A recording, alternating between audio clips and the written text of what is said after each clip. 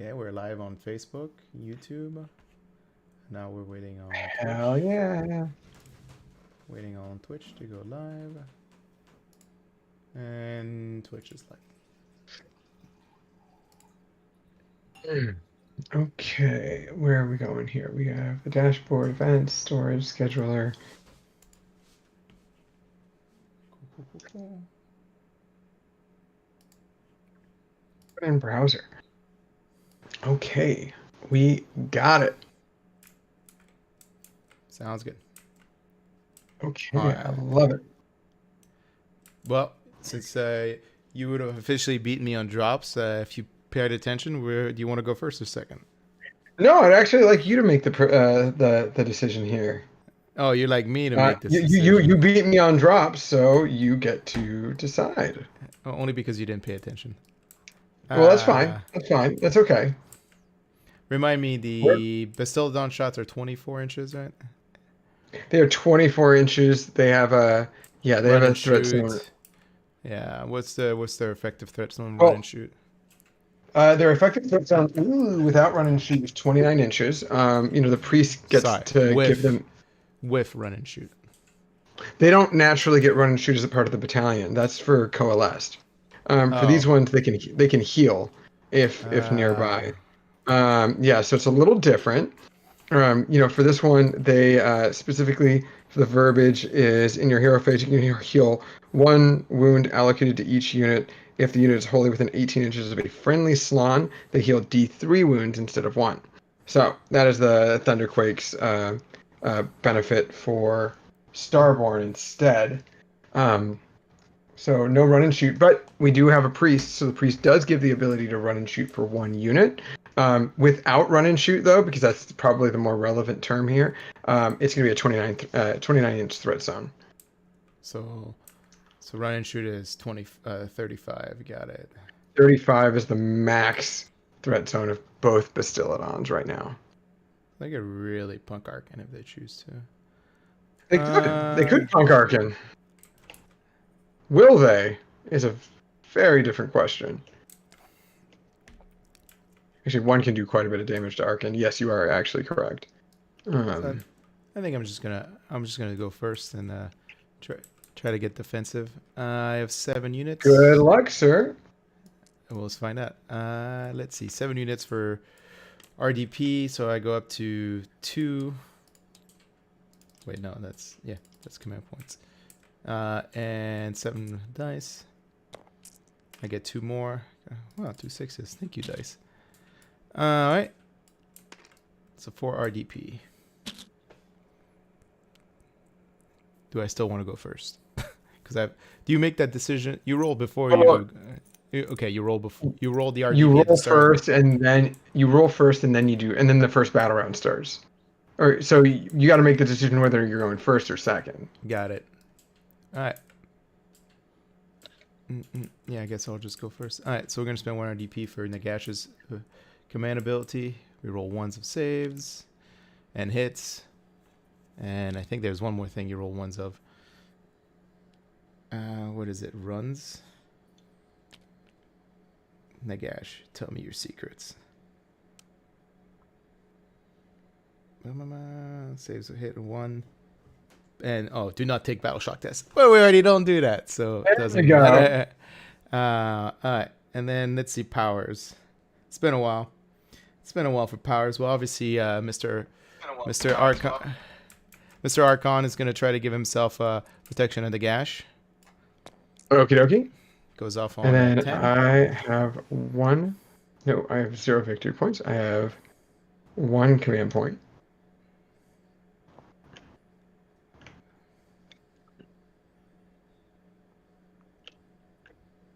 So you rolled which one? Protection of the gash? Yeah. Now, so if any wounds get taken to him at the end, he has to move, even if it's like a millimeter. And that's he rerolls. What does he reroll again? For when Nagash? Or no, Arcan? Yeah. No, so Arcan just protection of gash is just a 5-up feel no pain, or 5-up shrug. A 5-up feel no pain or a 5. Okay, that's what it is. And you can't double up on that anymore. Very, very, very, very important point.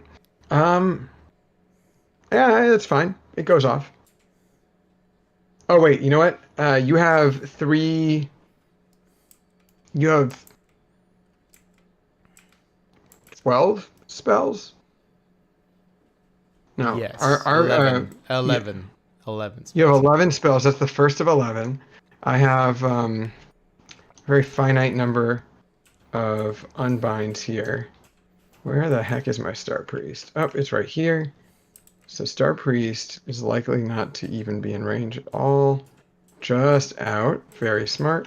And then he doesn't give a shit. He's got 4 unbinds anywhere on the table. So, Yep. we're gonna let it go through. Okay. Nagash is going to cast Arcane Command. He rolls 13? 14? 14. It's 14. 11 plus, yeah, plus 3, right? I don't have an Astrolith Bear or another way to have extra unbinds, So no Balewing. D3 So command, D3 arc. Hey, back to 4. Cool, cool, cool, cool. back to 4. Okay.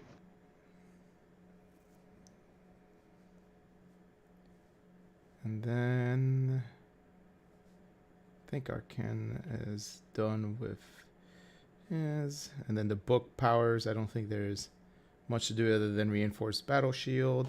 So we're going to start in the Gash, reinforced battle shield on the Cavalos unit next to that column. He rolled 11. Oh, I feel sheepish. Why? I didn't add one of my things. It's okay. I'm at 1920 plus I'm at 2000 on the nose. Are you on 2000 on the nose? No, I'm at 1990. Okay. Wait, the Geminids are. I might be at 1992. I have bound Geminids. Geminids are 60 points. No, there's Bound or 70. 7? They're 70 points. bound. Bound is 80. Yep. Okay, then I am at 2,000 points. Yeah. Because I realized that the list that we have on Twitter, sorry everyone, is actually at 1910 for me. But I do in fact have a bound Geminid. So let's just get those guys out. Triumph is inspired. You can reroll hit. Oh, hit rolls. Yeah. Very nice.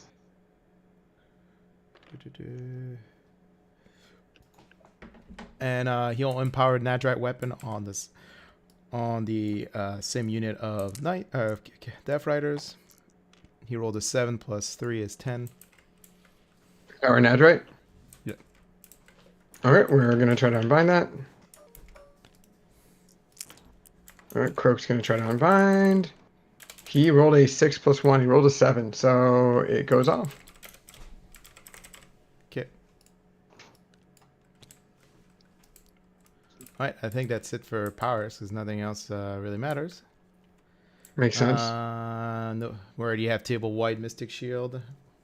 So it's, I guess the Bone Type Nexus is going to pick Lord Croak to give him -1 to cast. Goes off. He's -1 to cast.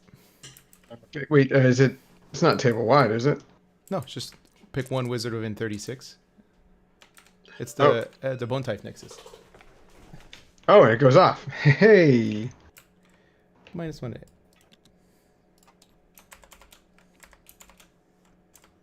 -1 to cast. Boop. Yeah, that way, that's one. It's one less spells you might get off this game. That's one less. Okay, so now for movement. Let's see. Movements on the Cavaliers is like 9, right, or 10. It's not that fast. You know what? I'm gonna verify that for you. I'm almost certain it is a 10-inch move.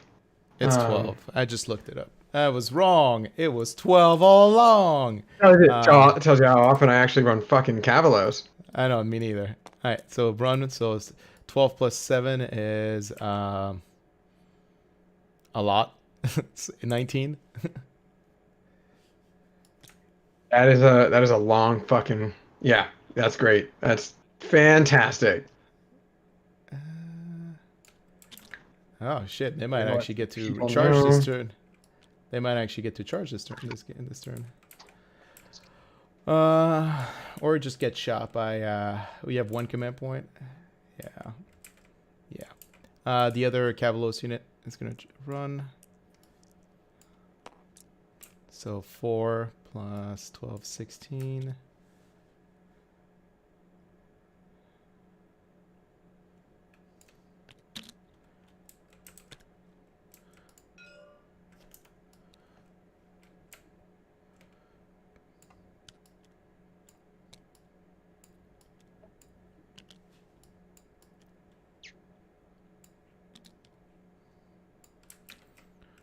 More tech guards over here.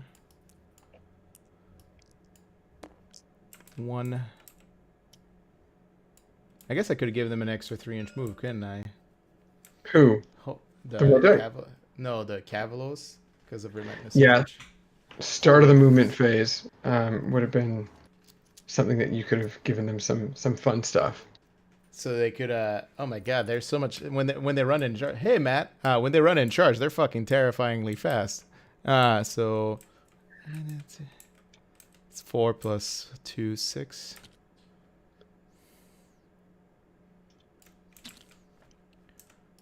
And then the run for the other one. That's why I've been, after our last game, I was very excited about even having or considering the idea of running my OBR a little bit more. So, specifically because of what you've just mentioned. Oh, hi. Yes, you're such a needy little girl. Nagash is going to run. Nagash is going to run. He doesn't have a shooting attack, does he? No, he does. No, he stares at you. Mean he stares at you at 12-inch range. That's right. 9 plus 3 is 12. Da-da-da-da.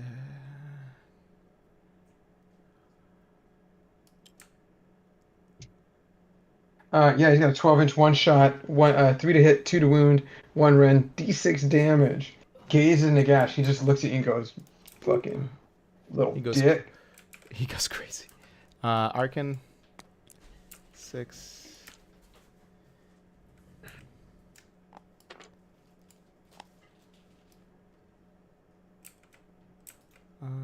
And then Y'all are moving very fast. Well, I gotta do something at some point. Okay. No shooting charges. Man, if I had that 3-inch movement, I could have probably, it would have been a pretty decent charge, 9-inch charge on that.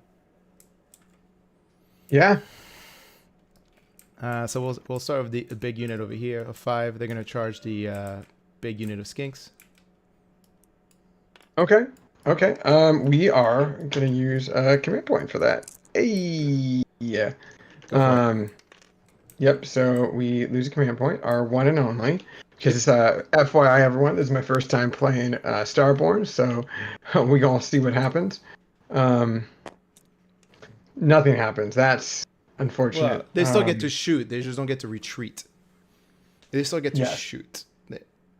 Yes, because I'm playing style like Lord Matt. Basically, anything that has a mount gets to run and charge, and then from one RTP they can retreat and charge. That's right. So I use my command ability at the end of the charge phase. Oh, it's the end of the charge phase. So I already rolled 2. No. You're reading the book one. It got fact. It's immediately when somebody charges you now. Oh, there you go. Fun. Yeah. So then we are going to do that.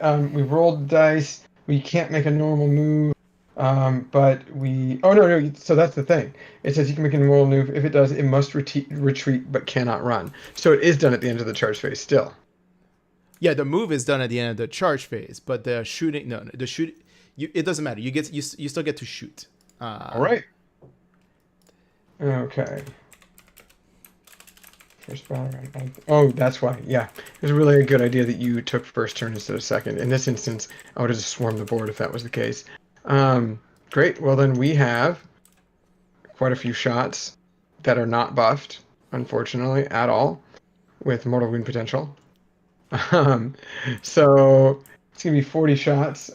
We have the ability to we're +1 to hit because we have enough people in the squad. Bear with me just one moment. Okay. Yeah, it's going to be an extra shot. And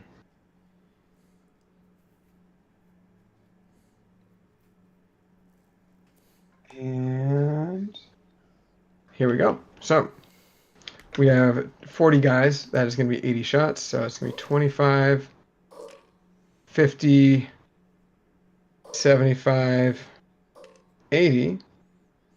All right, so we have 80 dice. Instead of hitting on 5s, these are going to be hitting on 4s. Wait, I thought they only get an extra shot for having many models, not +1 to hit. Is it? Oh, you're right. Yep. Add 1 to the number. Yep. Yeah. So it's still hitting I on 5. misspoke. So we go from 80 to 23 hit. Not bad. After that, everyone, we now have 5s to wound. Not bad. Look at that. Not bad, given the chances here. But that would have been fantastic for those mortal wounds, wouldn't it have? 8 mortal wounds plus that many. So this is going to be 9 saves total. He's got a 3-up save. No, I think they only have a 4-up save. Cavalos? Oh, you're right. 4-up, 4-up. There's no Catacross. Yeah. But they reroll once.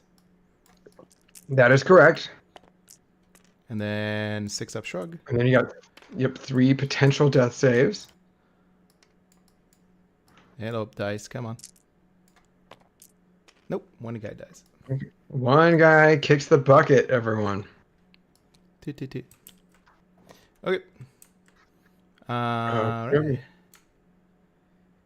So they're gonna finish their charge move. I forgot what I rolled. I don't think I rolled anything. Oh, okay, 11. You have not rolled anything yet. Oh, you rolled an 11? God damn it! Well, it's 12 okay. Technically.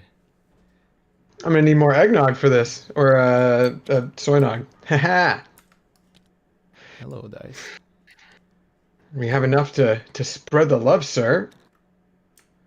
All right, Nagash is gonna charge.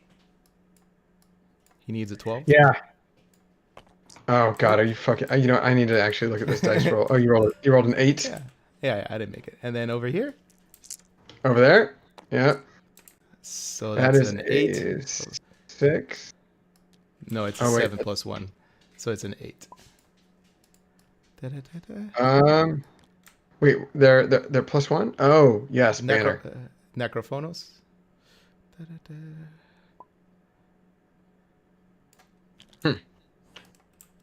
Look at you.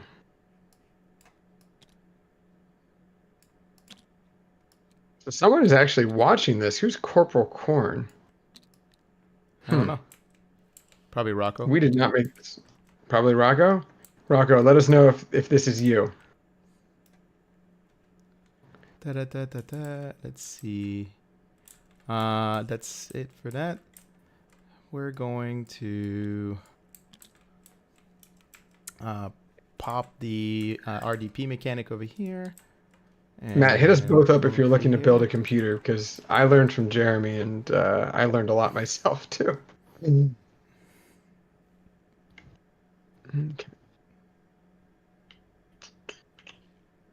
Okay. Not that Oh, exciting. that's unfortunate. Why do you have to do that? Why do you have to go and first turn charge me? Alright. So here's the 4 guys over here on a 5-up. They take a mortal wound. Nope. And then the 5 guys. Is it a 5-up or 4-up when they charge? Next for 3 inches. That's right. Okay. And then here's the 5 on the skinks over there. 1 mortal wound. 1 more wound over here? Yep. We're going to lose 1 guy. Sounds good. Okay. My first activation will be the knights over here. Boop. All right. Sure, we're going to use their full 3.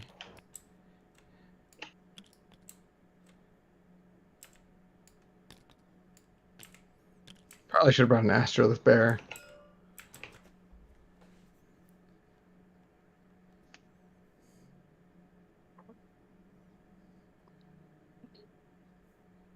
Okay, there are 3 attacks each.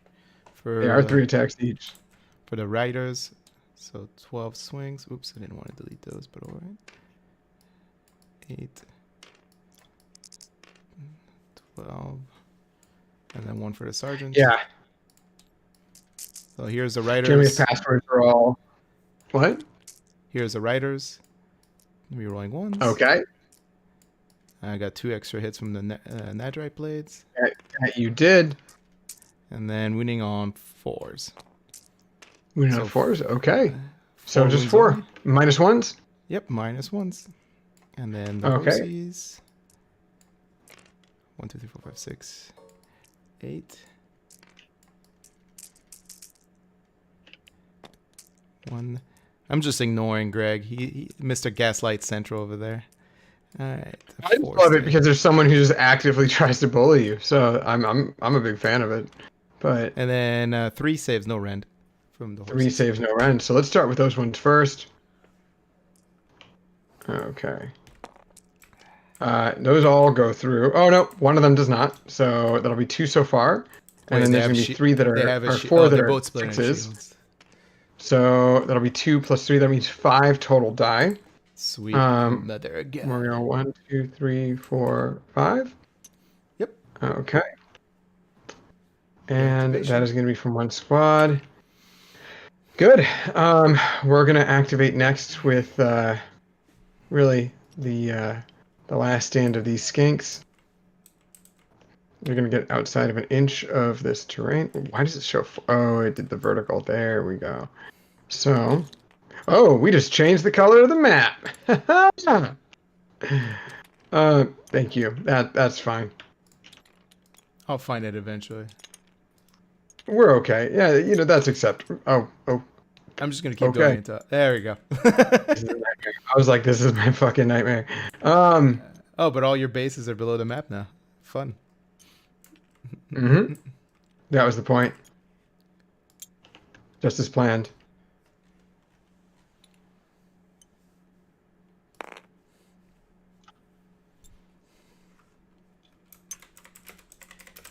I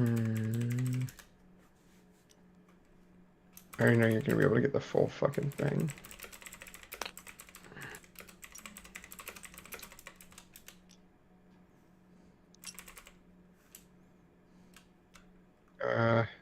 This guy's actually not gonna hang. So we're just gonna have 1, 2, 3, 4, 5, 6, 7 guys into your unit. We got the leader included, so we're gonna start with the leader first. He only has just one extra attack, so we're just gonna go with him first. We got 2 attacks for the alpha. Those do not hit because they hit on 5s. And then we have the rest of the unit. 2 hit. Sounds good. And oh, that'd be tight to actually hit that. There we go. And 1 wound. There you go. Take 1 save. 4s. Fucking Fails. Takes a wound, maybe. Yep, takes a wound. Yep, because Android shield is only for mortal wounds. That's right. It's only for mortal wounds. Mm-hmm. Oh, where are my tokens? There they are. Yeah, Rocco, Jeremy and I are both of the same mind of just Qual's Claw rather than Starborn anything. I'm not a big fan of running Starborn everything, but I had the mind to run something that was Starborn just at least once, at least fucking once. And then once I saw that he was bringing a Starlock Lords list, I was like, well, fuck it. I have like a few ideas in my mind, and got a lot of influence from our acquaintance Noah, who is in a couple of different Discords, just because played him a few times. He's got a lot of Croak lists. I personally never will really physically run Croak on the table, or at least I don't plan to anytime soon, or we don't really plan on playing on a table anytime soon anyways. But got some inspiration, and here we are, just this time.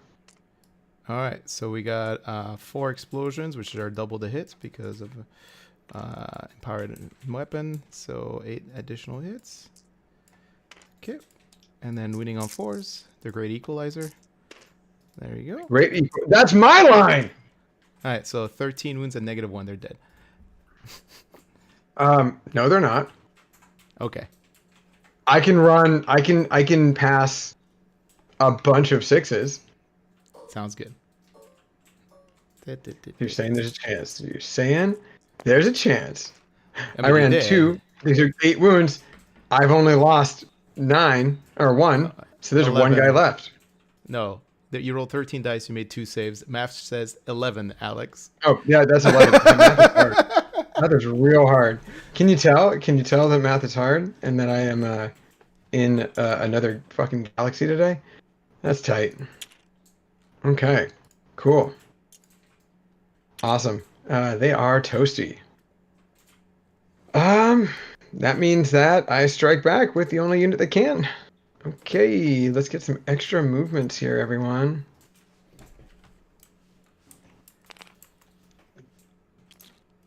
Oh, now at this point, I'm just gonna like own up to it just to fuck with things. What are you doing? Oh, you're What am I activating. doing? I'm consolidating. Yeah, that's fair. I don't know. Something is like getting triggered because I can hear it like click click click click click click click click click click click click. Can you hear it? I hear clicking. No, I don't hear click click click click click click click. I hear my clicking and your clicking. Oh, it's my tokens. Oh, you're getting tokens for Twitch? No, tokens for the tokens over here. They were underneath the table again, so they were like flipping out. Oh, so they were going a little crazy. Oh, we have another guy.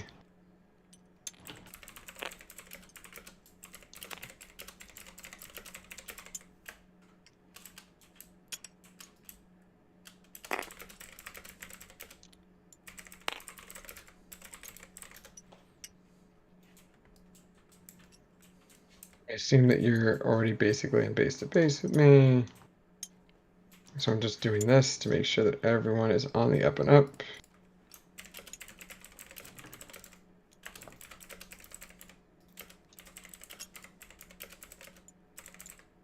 Okay.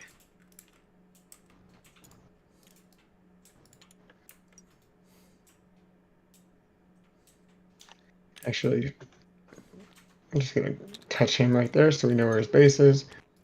Boop.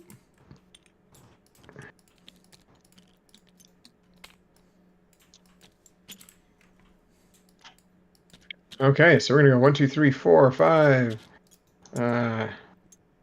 6, 7, 8, 9, 10, 11, 12, 13, 14, 15, 16.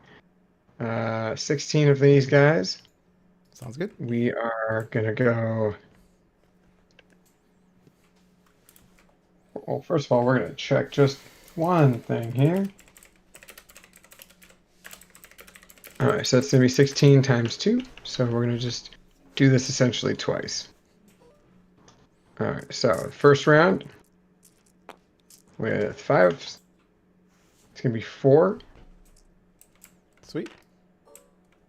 And the second set to hit. Oh, wow, look at that. Okay, it's a much better hit roll. It's going to be a total of 15 hit. Then, let's do it. We are going to roll 5s to wound. Oh, look at that. Look at that. We love it. We love to see it. We rolled a 1. Uh-oh.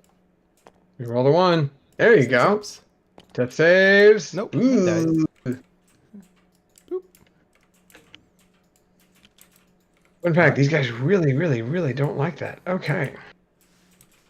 Good to know. Okay. Your turn, sir. My turn. Okay. So I guess you could take a battle shock, but it would do nothing. So I don't. You don't get any benefit for rolling a 1, so it has no impact whatsoever. I get 0 benefit for rolling a 1, so we do not have to. You know what? We're gonna appease the audience though, and we are gonna roll that battle shock. I rolled a 5. It doesn't matter. Tight. Okay. There used to be a token over there. At best, it would be even. At worst, it would be even. Okay, cool. So, thank you for the -1 to cast. And then these guys are buffed by both Empowered Nadrite and Reinforced Battle Shields. However, these guys are not buffed by anything. The ones that are in the unit that are nearby, a unit of 35 or 34. Wait a minute. Skink Priest. Okay. I'm gonna feel very dumb. King Star Priest is just like right here. Let's fucking put him right. God damn it. Did you delete him? When Yeah, you I remove must have deleted casualty? him. I must have When you deleted remove, him. did you, is there 36 I'm skinks? sure when I'm sure when I changed the map that's when happened. You sure you didn't Hey delete, Bill. you sure you didn't delete him when you picked up 5 models? You know what? I moved them. Yeah, I could have just moved him off the board. Bill, if you want to see the list, check out the In Your Face Twitter. We have them posted right there. There you go. Jeremy's on top of it. Awesome. Okay. Cool. So, am I frozen right now? I feel like I'm frozen right now. You feel like you're frozen right now? Let me check OBS. Yeah, you're Yeah, frozen let's. again. Fuck me. Okay. Yeah, you're reloading. Let's do that first, because that's probably going to be the most advantageous thing here for everyone involved. No one wanted to see that fucking face. And there we go. That's still happening. Okay, cool. So we're going to start off with the Star Priest. We're going to roll to see if we get an extra command point from him. We do not. X-nay Then on the... for correct X-nay on getting all that shit done. Then we do have Croaks. I believe that it is going to be a good number of dice. I believe it's going to be 3. I'm just going to verify that for myself one final time before we get going in the right direction here.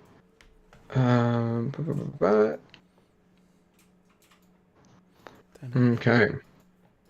So.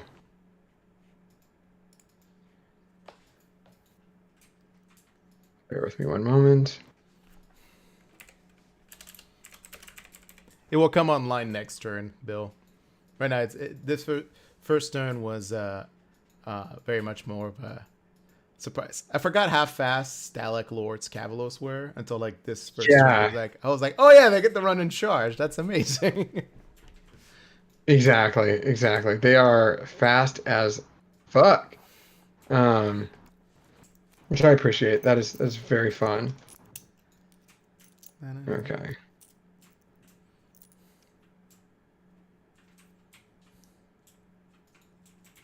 Okay. So with this, my general, I'm going to roll a dice. On a 3-up, I'm going to get an extra command point. I'm going to roll 3 more dice for Croak, and on a 4-up, I'm going to get an extra command point. And then we're going to also pick my Sacred Asterisms, since there's quite a few things that we do at the start of the hero phase. We're also going to try to choose, well, for the asterisms, I'm going to tell you guys right now, I'm going to use the Sage's Staff asterism, so that Croak, in this instance, is going to be +1 to casting and dispelling until the start of the next, or my next hero phase. So that's definitely what's going to happen here. Okay. Oh, that was a complete accident. So we're going to remove that from play. That was a more complete... models. More models. Mm-hmm. Abso-fucking-lutely. Okay. Okay, cool. So we're going to roll 1 dice. On a 3-up, I'm going to get another command point. That's a 3, so we go up to 2. And then we're going to roll 3 dice total. And on 4s, we're going to get more command points. Okay, we get 1 more. So we are up to 3 command points there. In addition to that, bear with me just one moment. Yeah, we're going to do the +1 to cast for Croak. That's going to be a big one here.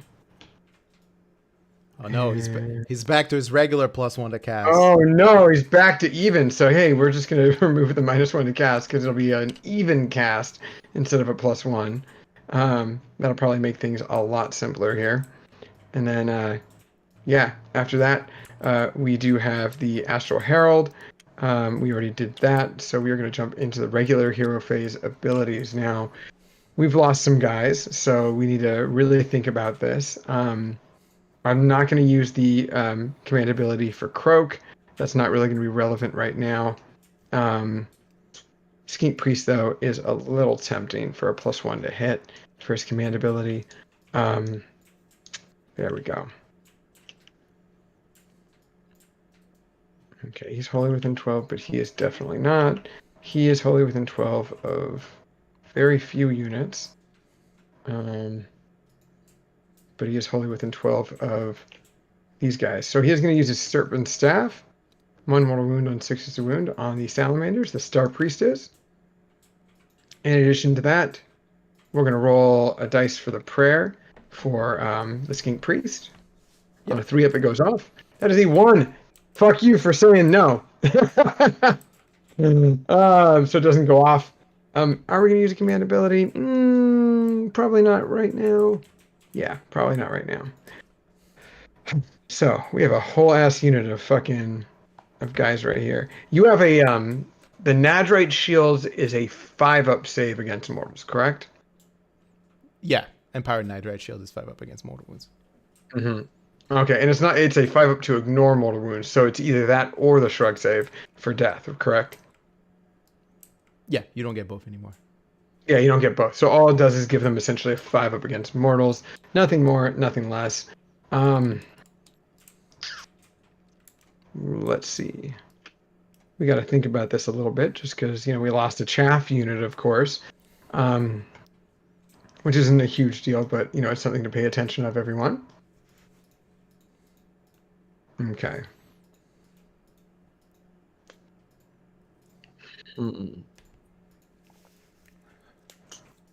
Well, let's actually just start off with some spells too. So,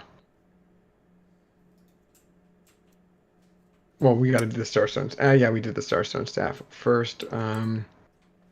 Nagash is +2 to unbind or +1? +3. I know that +3 to unbind, and Arcan is +1 or +2. He drops. No, I think Arcan is only +1 on by.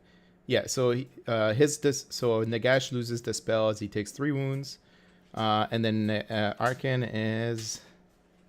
Well, right now he's like technically +4 to unbind because he's within 1 inch of Arcane, and then Arcan is +2 to unbind. Yep, until he takes his first 3 wounds. So right now Nagash is at +4. So yeah. I like it. Okay. We are also going to roll for our Celestial Deliverance points as well. We start off with an initial point of D3 here. Yeah. Because we have a slot. Okay. There you go. So we get 3 for starters. Oh.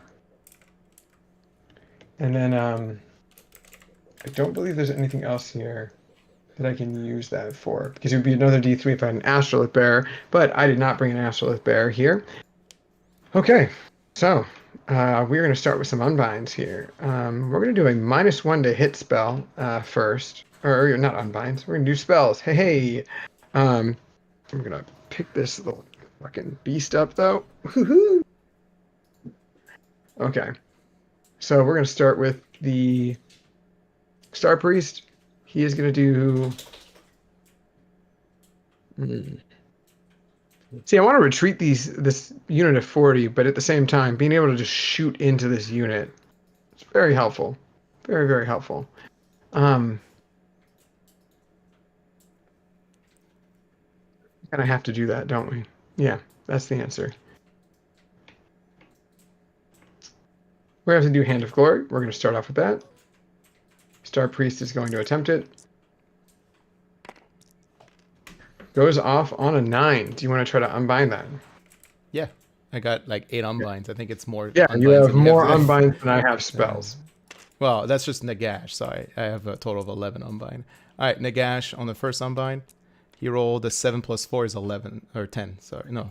That's a 10. 11. Or an 11. Yeah. Okay, beats me by 2. It doesn't go off. Cool. Then Croak, who is +1 and -1 to cast, but definitely +1 to unbind. He is going to now cast. Well, I believe we're going to cast Equilibrium first, but I want to probably wait. Okay.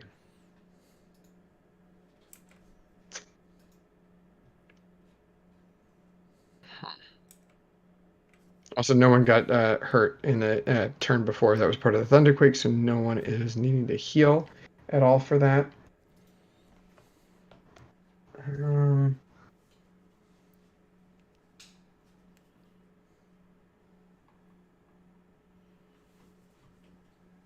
He doesn't actually have equilibrium, so fuck that.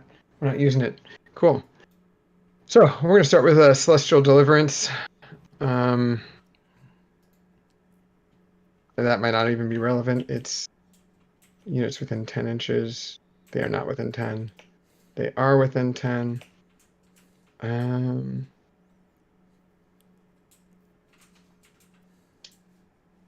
Yeah, that's not happening at all. That's a horrible one. We are in fact just going to do Comet's Call first. So, casting value 7. +1, -1. Or +2, -1. So, Yeah, it goes you rolled off on a on 11. I rolled 8 + 4 is 12. That's correct. Okay. So, after that. It's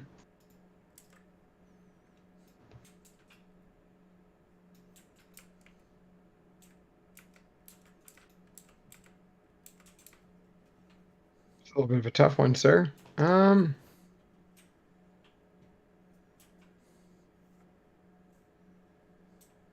We're gonna not cast another one so that we can get or we're not gonna cast one of our 4 power spells, so we are gonna be able to get D3 more points. I'm just gonna do that right now. So at least we have 6 faction points here. Helpful. Then in addition to that, we are gonna go with That's right, Rocco. What's that? No, Rocco's just saying Negash, saying nay to your spells. 9 He gash. is in fact. He's closer to 9 gash than nay gash. The fact that you're 0.3 away from me to take advantage of being able to just take D3 mortal wounds to both of these units. Granted, you're going to unbind it anyways. It's hurtful. It's hurtful. Cool. Well, we're going to do Comet's Call, but the only unit that can be hit right now is the 3-man unit of Cavalos. Deliverance says. Deliverance says that it's going to be an 11 once more. I rolled a 14. Definitely unbound. Great.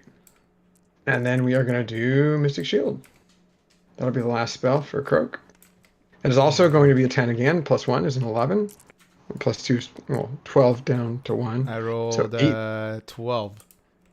Okay, because he is in fact on top of He's 1 Arcane. From Arcane. Where's the Arcane marker, by the way? Underneath his base. Underneath Nick Ash's base? Yeah. You wanna move him real quick, or? Sure. Let's see. Okay, because let's have that on the top here. So, nope. Okay, we're gonna do this. It's well ever present to all of our lovely people tonight. Okay, and myself included. Okay, right on. So that was unbound. All of our spells are unbound for the most part. We are now going to jump in to the regular good old-fashioned hunky-dory movement phase, everyone. Now, for the movement, or the end of the hero phase, rather, there's one thing here. I can pick Slann and replace what I know. I'm not going to do Contemplation of the Old Ones. Frankly, there's not any real reason for me to do so right now. But we are going to jump into this movement phase now, because we are Fangs of Sotek. All skink units in the first turn get +3 to their movement. In addition to that, the Star Priest is +1 to move, so he's going to be moving 9. And of course, or 9 +3 rather. And then of course the Engine of the Gods has 14 plus. Yeah, 14 plus fly, so he's going to be a little fast. And yeah, the Skink Priest ability for running and charging, running, shooting, and/or charging for a Skink unit just did not happen, unfortunately. But it is what it is. I really, really, really want to retreat these Skinks, but I also realize that being able to just like kill that unit and shooting is going to be helpful if I get the double turn. So there is something to be said about just like hedging our bets there. That being said, did you give him the mortal wound thing? I did not have the ability to do so. They were too far outstretched, so I had to give it to these bad boys over here. Yeah. The guy's already mortal wounds. I like it. Yeah. Yeah. So there's a couple of different things we can still try to explore here, but for the most part, it's going to be a little fun. So yeah, I guess I probably should retreat with this unit. First, we're moving with the Bastillodon. I am far too close to you because I've been playing far too much 40k. I mean, I guess it's been a week and a few days since I played some 40k, but I was gone. There we go. We're gonna have to do this.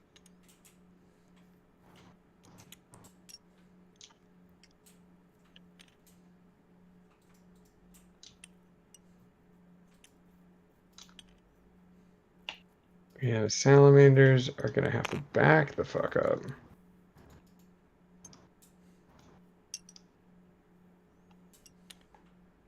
That's the wrong guy.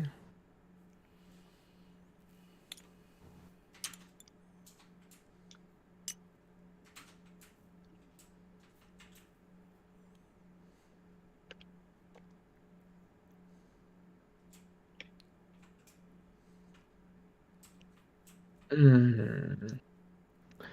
Do we want to? Nagash's movement is 8, right? It's 9. It's 9. Hmm.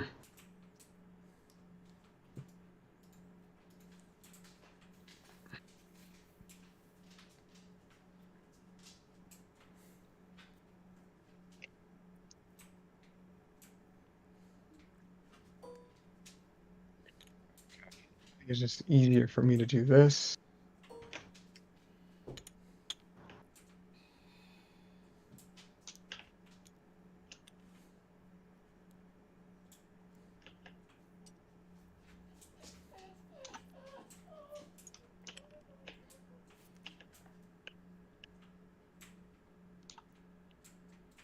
There we go. Because you have how many guys? You have, including the Mortet guard that are here on the side, you only have Just 3 3. guys in the objective. Yeah. So we're going to retreat. We can't shoot anyways, so we might as well run out of the retreat. So that's going to be an 8 plus 5. That's going to be a 13 plus 3. That's going to be a 16-inch move for the little old boys. So we're just going to move them around. 1, 2, 3, 4, 5.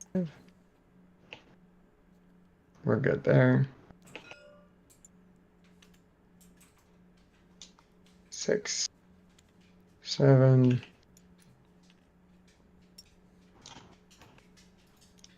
8. Still only 7 on the objective, by the way. I actually only There's see what? 6 on the... Okay, sorry. I thought you were counting the number of models in the objective. There's only 6 on the objective right now. Oh no, I did not mean to do that. Haha! It's been a long time since I played TTS. Y'all are gonna have to just bear with me, but it's also not the end of the world. You know, we could get over it, or we could, build a bridge, or we could do something like that. None of us are contractors, I think. Who knows? If you're a contractor in the chat, let me know. I'll thoroughly apologize for that, but for the most part, we're good. We all understand. We all know what's going on here.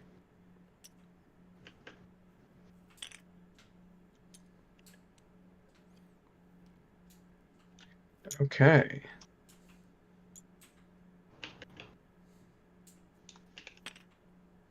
Where's this cutoff here? Cutoff rush right. Oh, that's very convenient.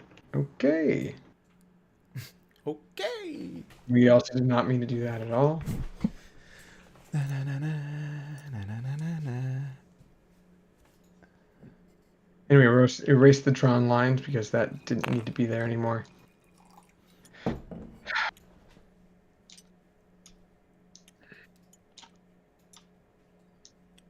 Wait, don't play. Yeah, you're good.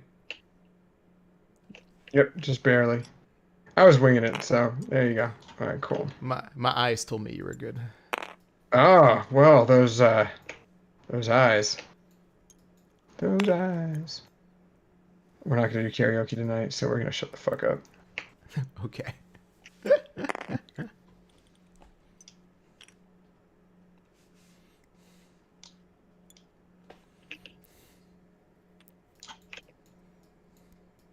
We're gonna move these guys because we do have quite a bit of a movement here.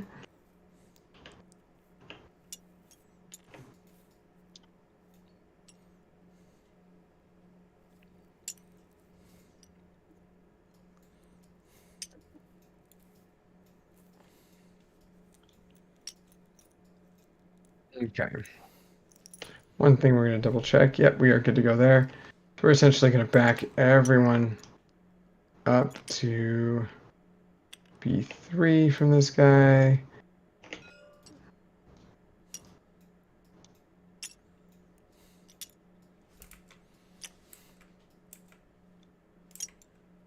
That's semi-helpful, isn't it? Okay.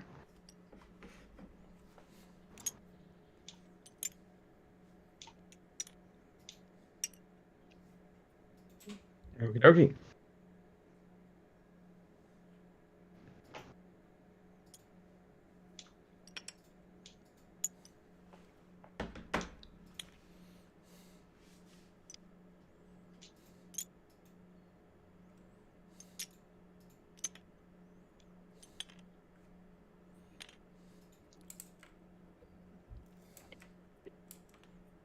They don't have any bonuses when they charge, do they? The Clavos?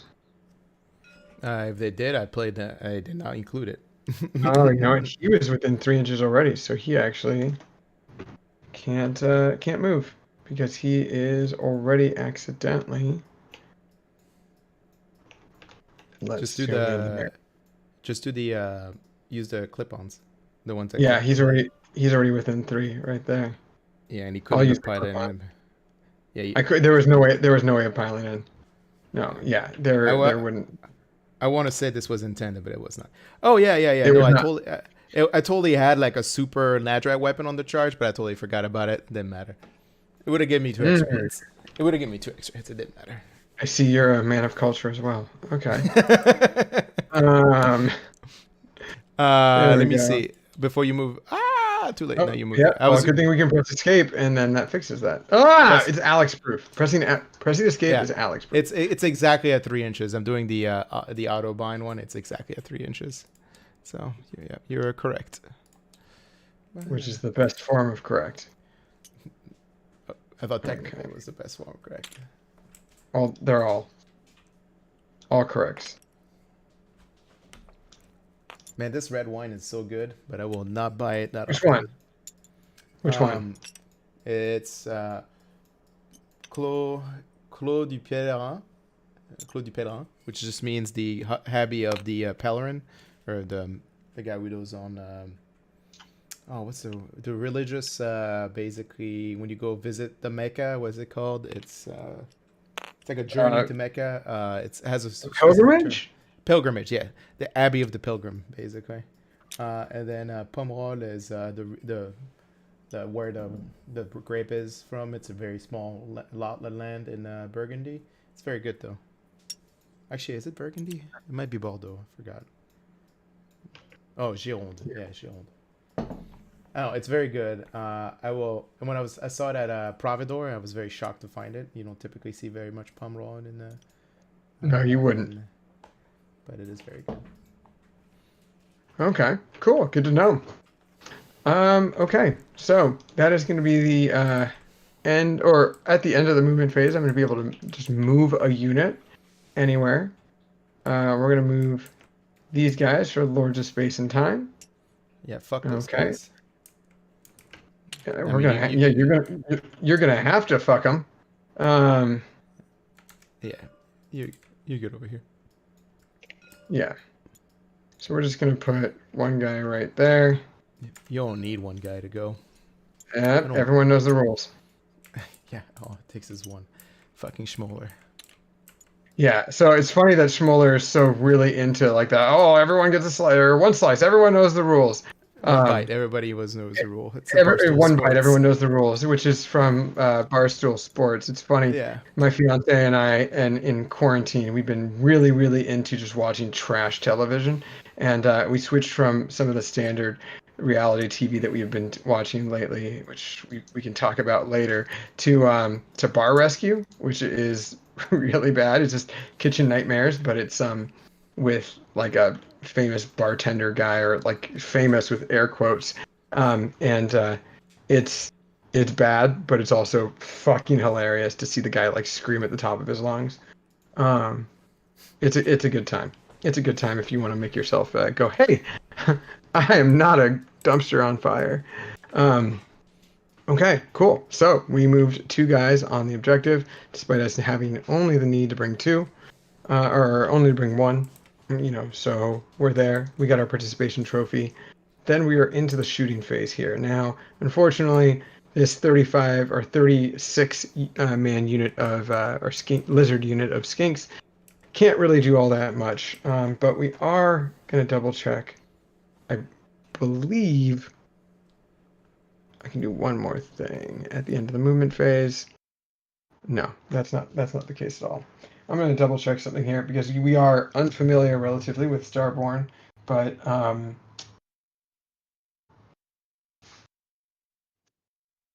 one moment. At the end of my movement phase, I have the ability to bring at least 10 skinks back onto the table. Oh, with the constellation point. Yeah.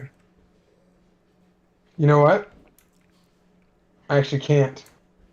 I actually can't. I need an Astrolith Bear or an Oracle. I have neither. So that's Really? that's very, yeah. Yeah, I built this list completely wrong. So that's okay. Wow. Okay. Um, that's Cro- not annoying at all. Croak is not an Um, Oracle model? Doesn't have the we're Oracle gonna double. keyword? I fucking doubt it. Nope. That would Nope. be a We don't that have a would be a single mistake. goddamn Oracle.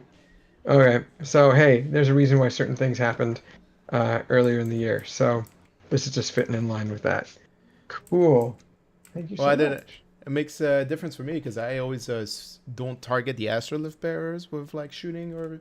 But now that I know, like usually, typically is the only model in there. If it requires an astrolift or an oracle model, usually in a croak list, there's only an astrolift. So if you kill him, you just basically prevent your opponent from summoning for the rest of the game. Correct? Exactly. So, oh, you know what? Actually, hey, you know what? Jeremy, I'm so sorry. It does say summon units must be set up wholly within 12 of a friendly Slan, friendly Oracle, or friendly That's what I Astrolith thought. I Bear. was like, Yeah. All right. So on my copy, fun fact, on my copy, Slan is not bolded. The other 2 are bolded. So I was just going for the bold text. yeah. So The only thing is, I mean, you're still fine. It's yeah. We'll talk about it later. it's hard. It's not relevant right now. Quite frankly, I only have 6 points, and I don't want to just bring 3 skinks. I could if I wanted to. I don't really give a shit right now, so I'm not going to. That's Um, good. I lost a unit of 10 skinks, but it's also not the end of the world. So we are instead going to get this done. So at the for the Engine of Gods, he is going to go next. Um, we are here. Engine of the Gods. Is at the start of the shooting phase. We do, of course, need to roll 2 dice, or 3 dice because there's a Slan nearby. Or we're going to choose to roll 3 dice, rather. Okay. We rolled 14. Not bad, not bad. So, a sudden pulse of starlight heralds the manifestation of new Seraphon warriors. I can set up 1 unit of 10 Saurus warriors wholly within 10 or 12 inches of this model. So, we got some extra units. So, They let's still have to be. get, They still have to be 9 inches away from me, right? yeah, they still have to be 9 inches away from you. So it's just wholly within 12 inches of the model, 9 inches from enemy units. So um, it's gonna be helpful here. Okay.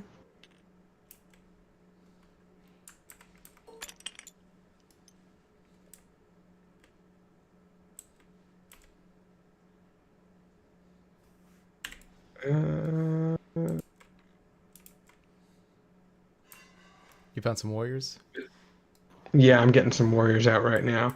Now I definitely see the benefit of an astrolith for sure. Um,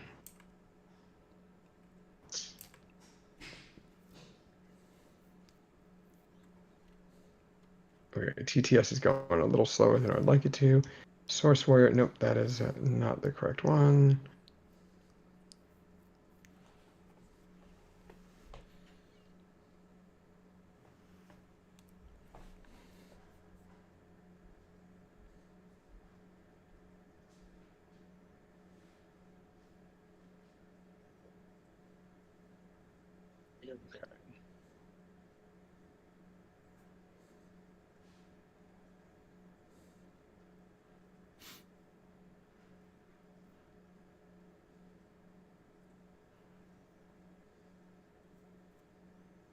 Okay, this will be real simple and easy.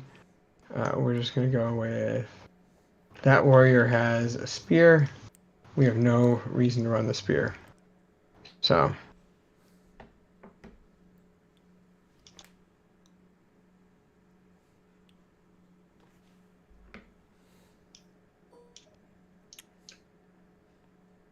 okay. So we have this guy. We have this guy.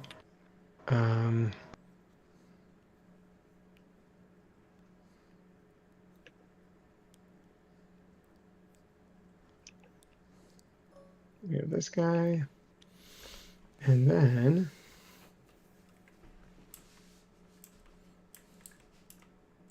I'm just going to use a source card.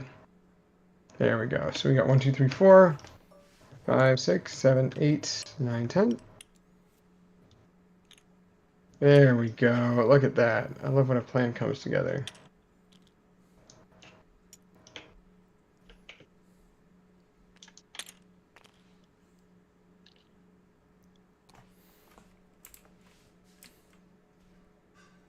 That was actually perfect. Wonderful. I don't have to worry about that.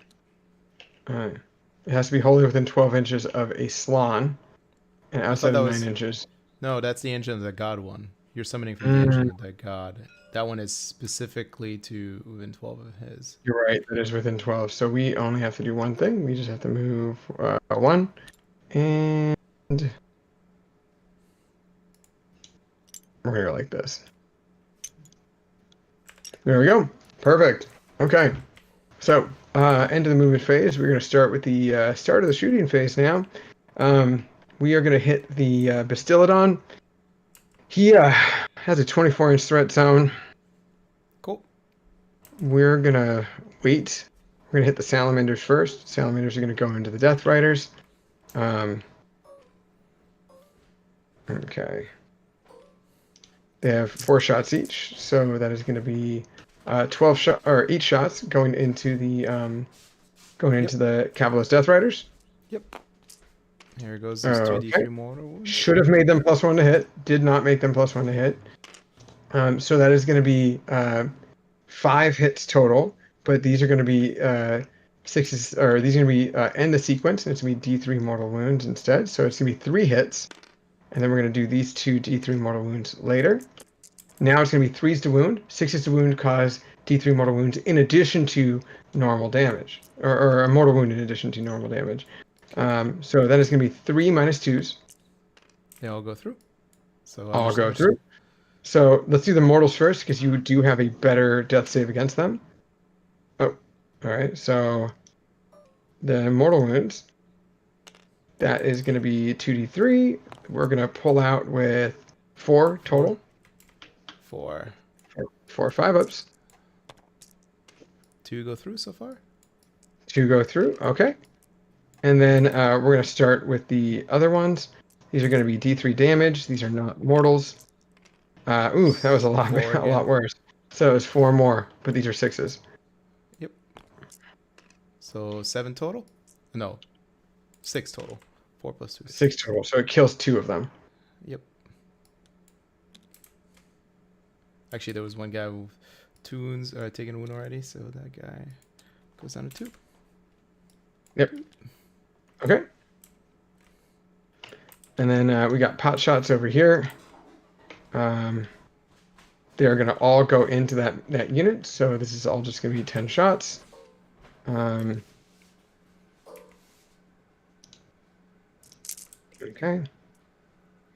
Well, we got the squad leader that's +1 to hit.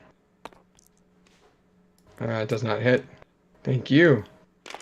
And we have the remainder of the squad. We have 3 hit. And 2 wound. Alright, let me just roll 2 dice over here. Reroll 1s. Still fail. Hello, dice. Still fail. Ooh. Boop. Okay, we like that. Okay, so we hurt that unit a little bit, and then next up, we oh boy, we're gonna go with the Bastillodons. We're gonna start with this Bastillodon. He's actually gonna shoot over at the Mortek guard over here. Sounds good. Okay. So he's gonna shoot off with his solar. This is we're just gonna call it the laser turtle shooting his laser. So to start off, Thunderquake doesn't give any sort of special benefits here, so you're not special for doing that. However, it is going to be starting with 9 shots. They're going to be 3-3, 1 rend, and they're going to be flat, or rather, it's going to be 4-3, 1 rend, and 2 damage. So we're going to start with 7 and 2 more. We got 9 shots. It's going to be this Bastillodon versus these Mortek guard. Sounds good. Nice roll. Okay. Very nice roll. Okay. 3 wounds. And that's 3 is the wound. That'll, yep, 3 minus 2, so 3 6s. Yep. Or minus 1s, 5s. 1 goes through. 2 damage, right? Yeah, it's 2 damage. Both go through. All right. Just 2 guys. Not the end of the world there. Okay, and then next up here, Lord Croak doesn't have any shooting. We have a pot shot from the Skink Priest. He's got not that much. He's not that impressive, but he gets the job done again. He's not here for that. He's got 2 shots hitting on 4s, wounding on 3s. So we're gonna use his Star Staff. Okay. Both miss. Very nice. Makes things easy. These guys already shot. He shot. Salamander's shot. Source Warriors don't have any. Then we have the Bastillodon over here. Now, the Bastillodon's got a couple of different options. More realistically, he should probably be shooting it in the Gash or Arkin. I'm going to double check something here. Before we do that, we're going to do the Meteoric Javelins from the Engine of the Gods. Just real simple 4 shots. He's going to be hitting on 5s and wounding on 4s. Okay. That's it. 3 hit. Wounding on 4s. Nice wounds. Okay. 3 saves. Into the Cavalos, I'm guessing? Yeah, into the Cavalos. They're the only ones in range. Okay, that's what I thought. I just wasn't sure yet. I didn't know the range. 2 Oh. No 6s. And I don't think any of them are hurt, right? Yep. Nope. So one's just down 2-1. Okay. And then that solar engine. He's... feel like I need to hit Arkin. But Nagash is also very important. But Arkin is probably going to be the more realistic outlet here. Well, just keep in mind Arkin is going to be -1 to hit because you're shooting through an obstacle, and he's within 1 inch of it. So that's You mean he's going to... Remember, your Bone Type Nexus. The Bone Type Nexus is an obstacle. So it is an obstacle, but remember, an obstacle isn't -1 to hit if you shoot through it. It is +1 armor save, or you count as being in cover if every model in your unit is within 1 inch of the Bone Type Nexus. Right. So I'm gonna read you the obstacle rule. If you want to benefit of cover, yeah, but it's within all of its models are within 1 inch, right? So that's right. Yeah. So he's gonna so he just has cover save. Got it. So he gets a cover save, but he's a monster, so he doesn't get a cover save. Got it. All right. Yeah. So he's not -1 to hit. That maneuver did nothing. Got it. Trust me. Hey, I you know what? You and I think we had played one game on stream where I realized that I had been playing wrong also with my harvesters that way. And then after that I was like, oh shit, I can't actually do that. Right. So I dropped the 9 harvesters shots. quickly thereafter. All right, so 9 shots. Not so good this time. About slightly less than average, or about average with the dice. Yep. Okay, and we need 3s to wound out of the 4 that hit. Okay, that is less than the ideal, but that is 2 -1s. And they both go through. So 4 damage. Both go through. That is 4 damage total. Okay, so let's see. I gotta take them one at a time. First one, Ignored. Second one. Ignored. Third one. Ignored. Fourth one. Ignored. Okay. All right. Technically, okay, so that was fantastic. That was wonderful. I will say you don't actually have to do them one at a time because it's the entire sequence of attacks, and then after those attacks have been made, that's when it all happens. Oh, really? That's not how I read that one. Okay, cool. Oh, that's how I read it. Is because it all happens at the same time. But yeah, fair enough. You rolled great, so nothing happened. Cool. And then both Bastiladons have shot. These guys have not had the option to shoot, so we have to go straight into charges. Now, we only have 2 guys right here. The Bastiladon is going to do its thing, and he's going to charge into them. He makes it. Ooh, with an 11-inch charge. Very sexy. Yeah, you want to move that? Thank you. All right, so we got that. And then in addition to that, we're going to actually charge with these skinks that just got away, kind of. Nope. Oh, we failed. No big deal. Okie dokie. We are now going to go with the Bastiladon right here. He's going to charge. He's got a 7-inch charge. And then we have the Engine of the Gods. Sounds good. Okay, a 10. There we go. Well, he couldn't charge. It was 3 inches away, so he just gets to. Oh, he was already there. So he actually can't do anything. He's just. Yeah. Yeah, my bad. He's just hanging out where he was. Yep. Can't do anything about that. Okay. So we're going to start with one of the charging units. We are going to start with this Bastiladon. Okay.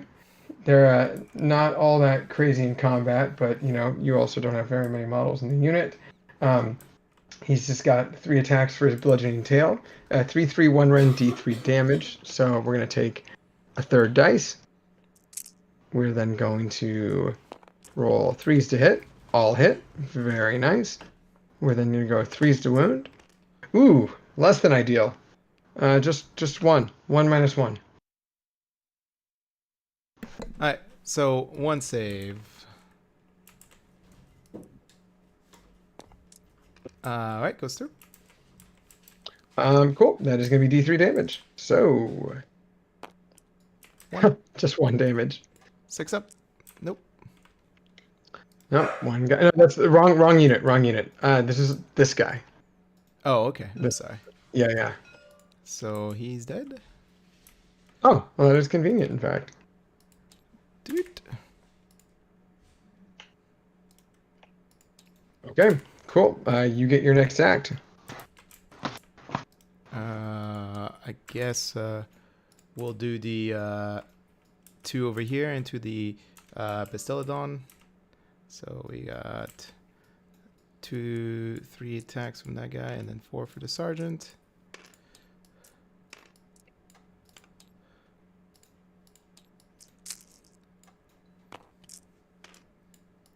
One is 2 extra hits.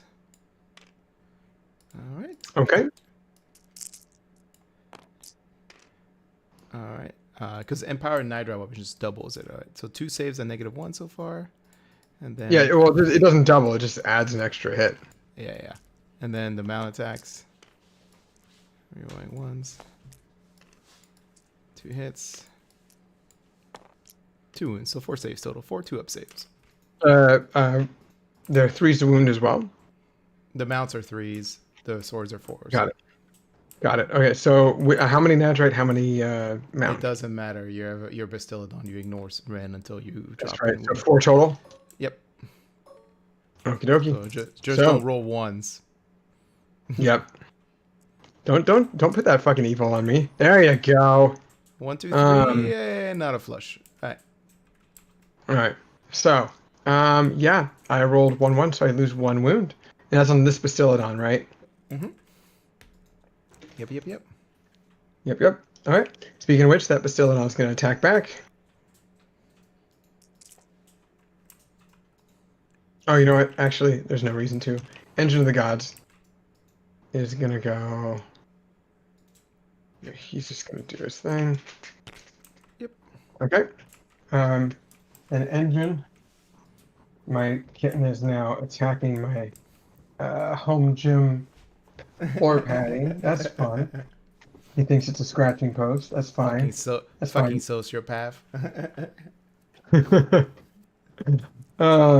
Okay, cool. So we're gonna actually just start with the massive horns. There's Yeah. gonna be 2 attacks hitting on 3s. Nope. Both 2s. That less than ideal. Less than ideal. Yeah, that phenomenal. Yeah, grinding jaws, however. There we go. They both hit. Okay. And do they both wound? 1 wound. So take 1. That is gonna be -1. Makes it save. Makes his save. Very nice. We're going to be +1 armor save against those guys too because of my horned crest. Yep. And then the final one is going to be crushing stomps. We're going to start with 5 crushing stomp attacks. Okay. These are going to be hitting on 3s, wounding on 3s, 1 rend, 2 damage. Wow. We just don't want to roll a hit. That's fine. That's fine. Not invigorated. Not invigorated whatsoever. 1. -1. You don't care. Very cool. Very cool. Is there skink attacks at all in combat? Skinks aren't in combat. At least his wasn't meant to be. He retreated. So No. I'm talking about the engine of the god. No, there are no skink attacks. There are the javelins. That's it. Okay, cool. Shocking, but it is all good. We're just gonna do the Bastillodon over here now because or you haven't attacked with them yet, have you? Nope. So they make your attacks. I am +1 armor save against them with the engine. Just FYI. I know. I'm just gonna swing it and then Bastillodon. And pivoted him, so now they're in combat, so they'll have to come into combat. All right. Bastillodon. So 1, 2, 3, and then 4 for the sergeant. Rerolling 1s, and then 2 extra hits. Looking for 4s. 5 wounds so far, and then I have 4. Wow. I owe you 4 swings from the mount. Rolling 1s. 1 hit. 1 hit. 1 wound. But 6 wounds. one. 6 saves into the Bastillodon. That was a fantastic dice roll for you too. I mean, no. But I also saved. Yeah, I was not expecting anything. Yeah. Okay. Your skinks get to swing now. In fact, they do. Pardon Yeah, me while I also eat dinner. Okay. Good. So. I'm going to choose not to consolidate. There's no reason for me to. 1 extra attack isn't going to do anything. Okay. I mean, I'm just forcing them to waste another. If you get the double, they're just gonna have to retreat again, or shoot. Which is fine. Yeah. At this point, I would just shoot them off the board. Yeah. Yeah. It's not ideal. All right. Okay. So Bastillodon over here. Let's see. No. You attacked. Yeah. It's just. Then it's just I a attacked. Bastillodon. Then you attacked. Then I attacked. Yep. Okay. Cool. So Bastillodon over here. Let's see what happens. Let's do okay. And 3's to wound. 2. Both wound. 2 -1s. 2. All right. That'll be 2d3 damage. So 4. 4 damage total. Cannot kill them. They tried though. One guy's almost dead. Oh, One's dead. wrong unit. Remember, he died from my first sequence of attacks over here. Yeah, Oh, I'm sorry. sorry. This unit. For some reason, I thought it was you kept looking over here on the No. All right. Yeah, so one guy dies, one guy doesn't. Boop. Okay. Okie dokie. So, that ends my turn holding both objectives. That brings me 1, 2, 3, 5. 4, 5. Yep. You ready? And then Faction points. We got those 6 still. Yep. Let's roll for. Let me do my RDP. I get 2. And then I still have 7 units on the table. 6, 7. And you don't have to take battle shock, so. I get 2 more again. Oh wow. Yeah, very blessed on that. All right, priority. I rolled a 4. Okay, and I'm rolling a 5.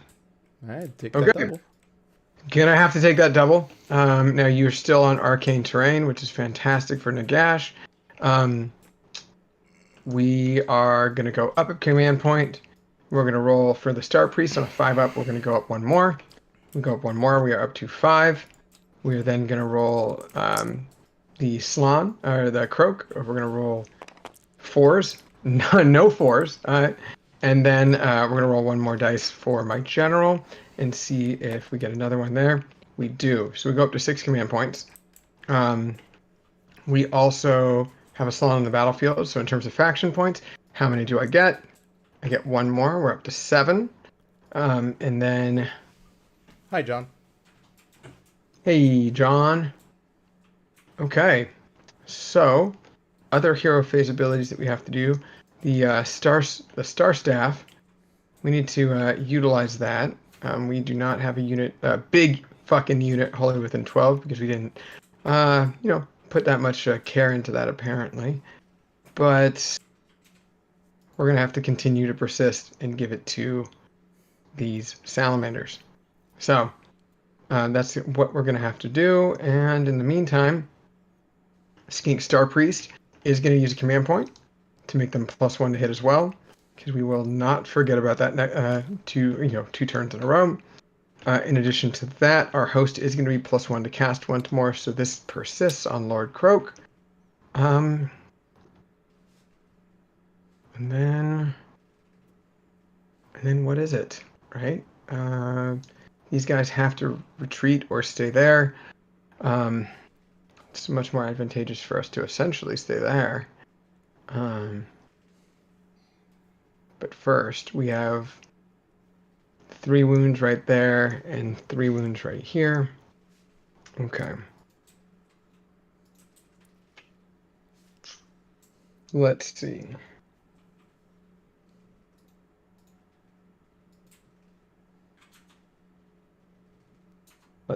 Okay. Spells. We are going to cast Celestial Equilibrium with Croak. Sounds good. Goes off on a 7 + 2 - 1, so goes off on a 8. It's unbinded.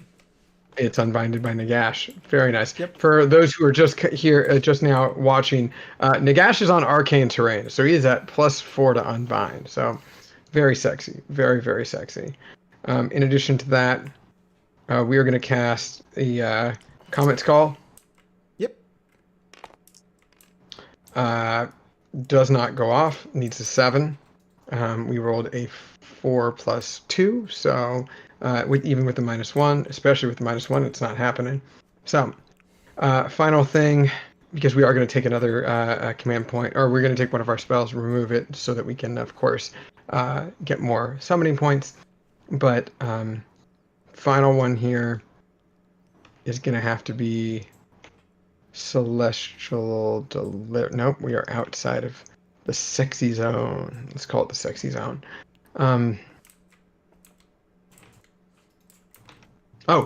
First of all, this Bastiladon is going to heal back to full because he's within 18 inches of a Slan, so technically he heals by D3 rather than 1. So he is just back up to fully loaded.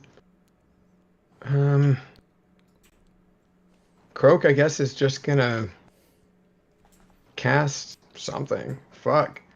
He's going to attempt to cast... I can't cast Comet Call more than once. I can cast Celestial Deliverance more than once, but that doesn't matter right now. Just bank your spell for more celestial points. Oh no, this is my last one before I bank, because he has quite a few spells. Yeah, so he can cast 4 spells. So this is my 3rd. We're gonna make it a Arcane Bolt. So let's see what happens. Hey, we rolled an 8 plus 2 minus 1, so we rolled a 9. It goes off. Goes off. Okay. Too bad it wasn't a 10 or more. We are going to do 1 mortal wound. How many wounds does Arkin have on him? Oh, he made everything, Yeah, he hasn't taken didn't any yet. he? Yep, hasn't Mm, taken any yet. very nice. Very nice. Oh my gosh, it automatically heals. We're going to do 1 wound to this Mortec right here. He fails. Cool, cool. He's down to 2. Mm-hmm. Okay, cool. In addition to that, we did not cast the Geminis this turn. I just knew that those were always going to be unbound. Granted, if I rolled it right then, that would have been sexy as fuck. Okay, so end of the movement phase. Oh, and then of course my 4th power I'm not casting, so how many points do I get? I get 3 more, so we are up to 10. That does change a few things that I might do at the end of the movement phase, because now we can bring like 5 chameleon skinks, 1 razordon hunting pack, ripperdactyl, 1 salamander, an eternity warden, a scarf veteran on cold one. There's some fun shit that we can bring on the table. So we're gonna wait, but we are likely to bring something, but that's at the end of the movement phase, so we don't have to worry about that immediately. That being said, start of the movement phase. There's only so much we really need to do, but we are going to bring these skinks over.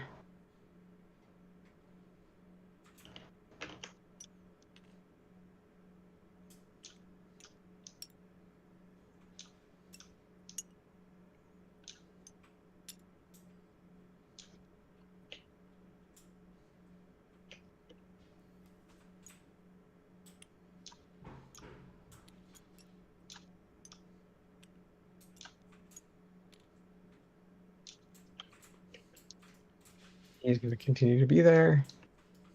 Okie dokie. These guys are all stuck. Unfortunately, everyone is stuck, I think. I kind of need to make sure that things die. I don't like to admit that, but it is what it is, he says cautiously.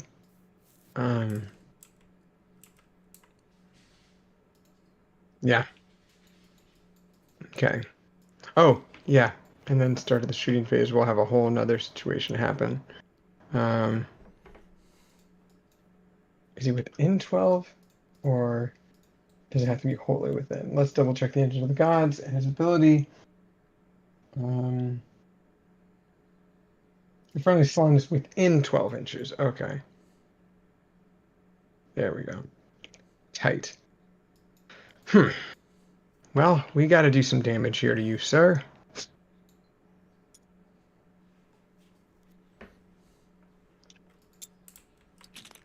Oh, my. We are going to control Z. No? Oh, Just gonna bring. I don't have any power for that. Ooh, very nice. I just wanted to check distance. We are good as long as we don't move that close. So 8 basically gets us right here.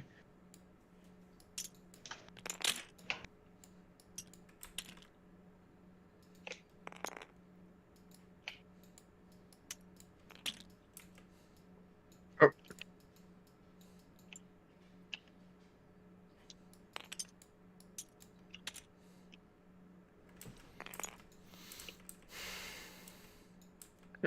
Just out. Very nice.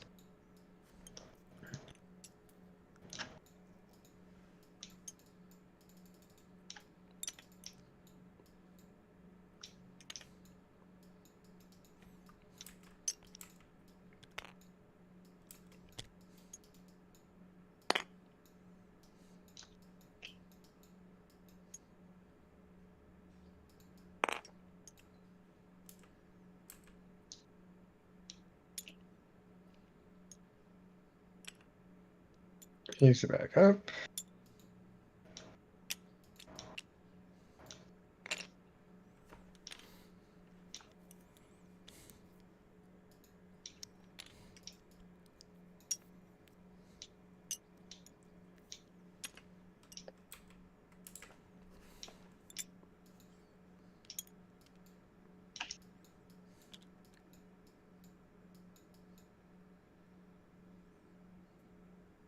guess he's just gonna have to go this way. No, he's gonna have to. Gotta fuck myself there. There we go. Just gonna go right there. Cool. Okay. So, what is next? Start of the shooting phase. The engine of the gods is gonna roll more dice and see what happens. He rolls a 6, 9. He rolls a 10. So he rolls a 10. So bolt of energy comes out because it's a 9 to 12. An enemy unit within 12 inches. I roll 1 dice for each enemy unit within 12 inches. On a 2-up, that unit suffers D3 mortal wounds. So, yeah, let's double check. We are technically within 12, so because 12 is right there. And then I don't have the ability to hit anything else. So on a 2-up, things take mortal wounds. So let's go with Nagash because you just did that. I rolled a 1. Let's see if I roll a 1 again. Let's go with the Klavos unit right in front of him. I rolled a 4, so they take D3 mortals. They take 2 mortals. Okay, 2 mortals Right, is. one. Okay.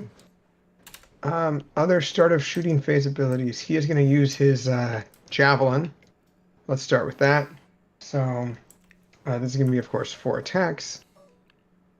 Okay. Hitting on 4s. Okay. And hitting on 5s, my apologies. And wounding on 4s. Nope. Okay, nothing happened. Jack shit. Okay. Next up, Star Priest, who I forgot about last time. He is going to shoot into them. 2 shots. Did Nagash take any wounds? He did not take any wounds, didn't he? Nope.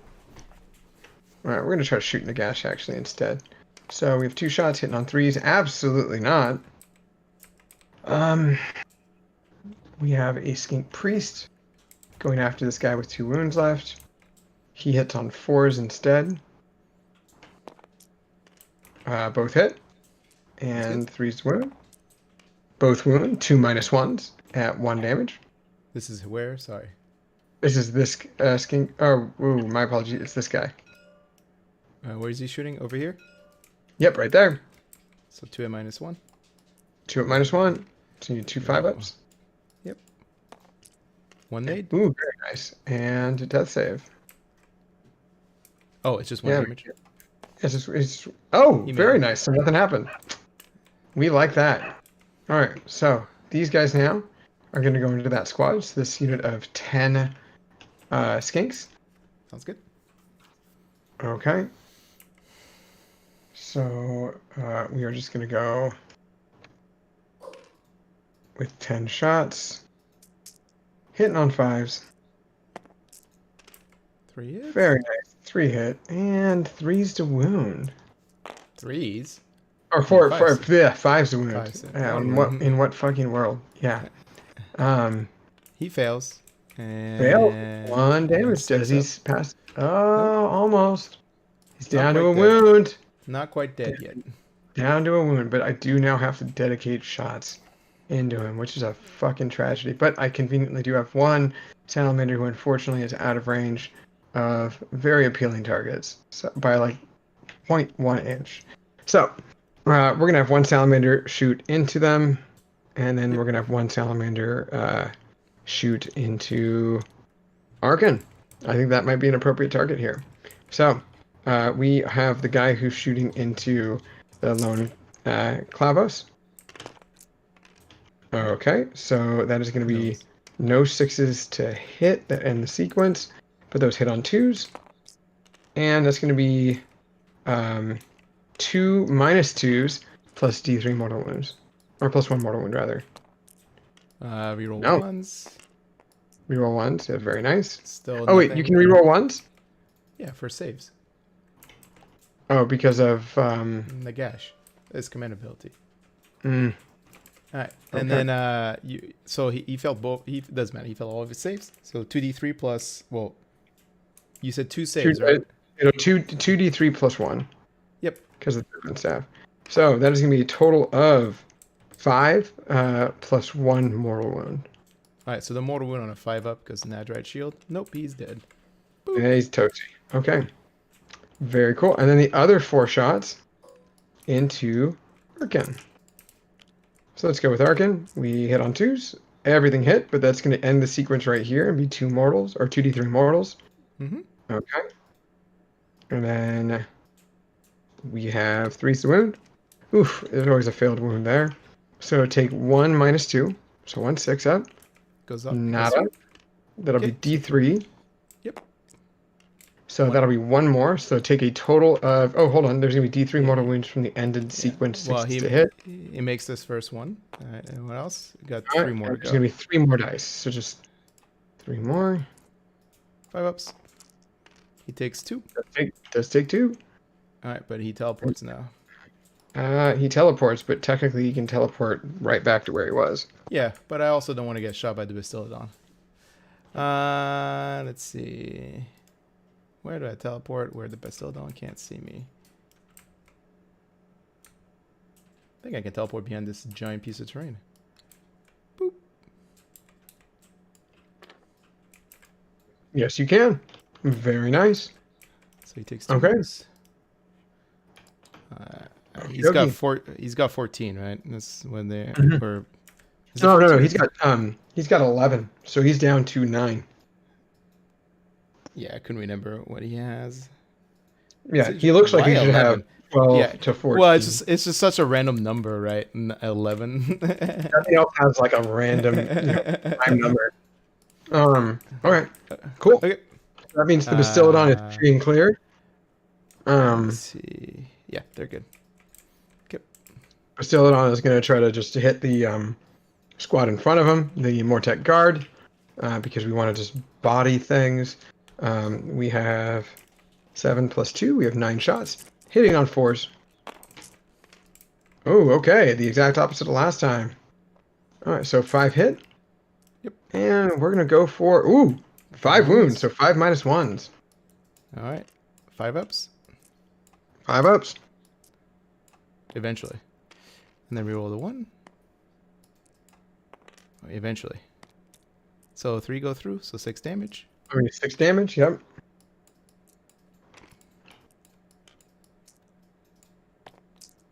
One comes back, so 5 dead. Very nice.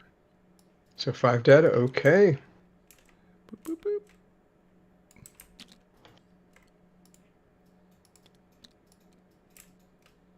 I mean, granted, I'm well aware that, at least 6 guys are going to come back in the unit. Potentially. Yeah. Okay, so, Bastillodon did his thing. Everything shot over here, including the Star Priest. We have this Bastillodon and all these fuckers, as well as the engine. I think the engine already went, so we don't have to take him.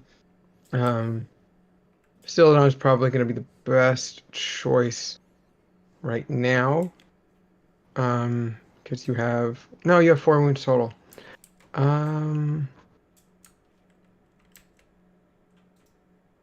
Yeah, Bastillodon is just gonna go.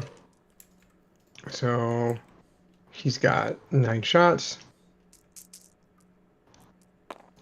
Okay, hitting on 3s, 1 miss. Good roll. Very good roll. Not great wound roll. That's gonna be 3. Why was he +1 to hit, by the way? He wasn't. He always hits on 3s. Oh, my apologies. He hits on 4s. Yeah, You know there what? was 2 3s in there. So what was the last roll? Well, the last roll I only rolled 3 hits, so we are just three gonna wounds. restart it. My apologies for that. All right, what should be even better now? No, watch it be mediocre. Okay. Watch it be mediocre. And 3 is the wound. This is probably gonna end up being the same result, if not less. Yep, 2. So 1 less than before. So it's 2 minus 1s. 5-ups. 1 goes through. There you go. 2 1 damage. save, 2 damage. 6-ups. So 2 wounds. One guy's dead and 1 guy's got a wound left. 2 wounds left. Or 2 wounds left. Yeah. Okay. Which does force us, of course, to then use the skanks. So we lost we only lost 5. 4. It means that we have No, no. I remember one of those 5 was the fucking Star Priest by accident. So yeah, you're right. It was it was 5. So that is going to be 35. 35 times 2 is 70. We're going to go 25, 50. And then we are going to go with 75. We're then going to subtract 5 from that. Boom. 70. All of these are going into... Oh, fuck me. Oh, right. That was tight. I hate that so much. Did not even realize that was a mechanic here that was in play. Okay, cool. So we have 75. We're going to subtract 5. You got it, boy. There we go. So, not the dice box. Had no idea how that happened. Nice roll. There we go. So, 34 out of 70. Almost half. That's absurd. That was absurd. That's a little bit more accurate right here. That'd be 11 save. Holy shit, half fucking hit almost. I don't even want to do the math on that. I was like, you know what? No. You can have this. Yeah, I wasn't gonna worry about that either. 4s and then rerolling 1s. All right, get in the box. Get in the box. Get in the fucking box. And then 6s. He's dead. He barely. He only died by 1 wound, by the way. But you know, it's still good enough. It's good enough. It's good enough. It's good enough for government work. All right. Well, your double turn finally killed off the Cavalos, so that was good. Yep. So the real question becomes: do we want to charge Arkan or not? Is it not Arkan? Is it advantageous to put Nagash where he needs to be, or keep him there? I'm sorry. What? Why is that? Like Lord, he can run. He can retreat and charge. Oh yes, he can retreat and charge. So if you did that, it would make it easier for me to just land here, basically. Because you would just give me this. That's a lot of open space. Okay, so the Bastillodon. Not a range. Technically, could roll a 12 and be within half an inch. No, you're more than 12 away. You can't declare a charge. You can't declare a charge if you're more than 12. Even though you could technically make it, you cannot declare a charge if you're more than 12. You have to be within 12. That's what I'm trying to say. Aren't I within 12? No, you're not. You're 12 and a half. That's not 12. 12 and a half is 12. Not 12. I have to show up within half an inch. Oh, you know what? You have to declare a charge. Yes. Yo, hey, Jeremy, say no more. We're on the same page. Okay. We're not doing that. So, we rack up 5 more points.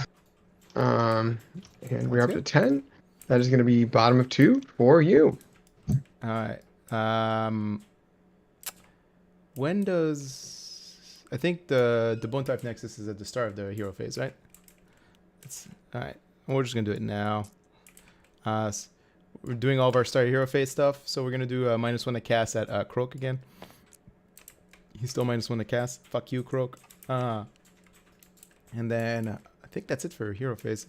We're just going to start respawning models now. We'll start with Nagash. He's going to heal... Nagash. He's going to heal Archon his full wounds because he can pick anywhere on the table. And then he's going to pop 3 more guys from that unit over here. Yeah, the difference is, like, if you didn't get the double turn, I think the Cavalos would have been just fine. For our listeners here who don't play OBR, healing goes first, then everything else, then spells and Bone Type. It's the start of the hero phase stuff, right?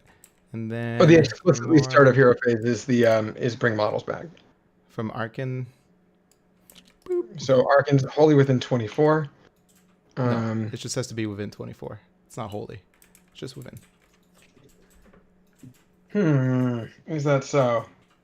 I mean, it should be. That's what it used to be. Did it change? And yet OBR. Wholly within 24. Okay, so they're not wholly within 24. Well, then I would probably want to put him. Well, I was trying to get out of line of sight of that guy. Okay, that's fair. I thought it was just within 24. Cool. All right, so only 3 come back. Not the 6 you thought it was gonna be. I mean, it's still gonna be enough to get 10 skinks, but whatever. All right, now for the rest of Magic phase. Well, We'll start with Nagash, I think. They got nothing else to repop, yeah, because the other units died. We'll start with his first Arcane Bolt on the Engine of the God. Goes off on a 10. Goes off on a 10. I'm going to try to deny that with Croak. Sounds good, because that's D3 mortal wounds. That is going to be D3. That is correct. Nope, goes off. D3. Takes 2 mortal wounds. Ooh, he goes from 12 down to 10 wounds.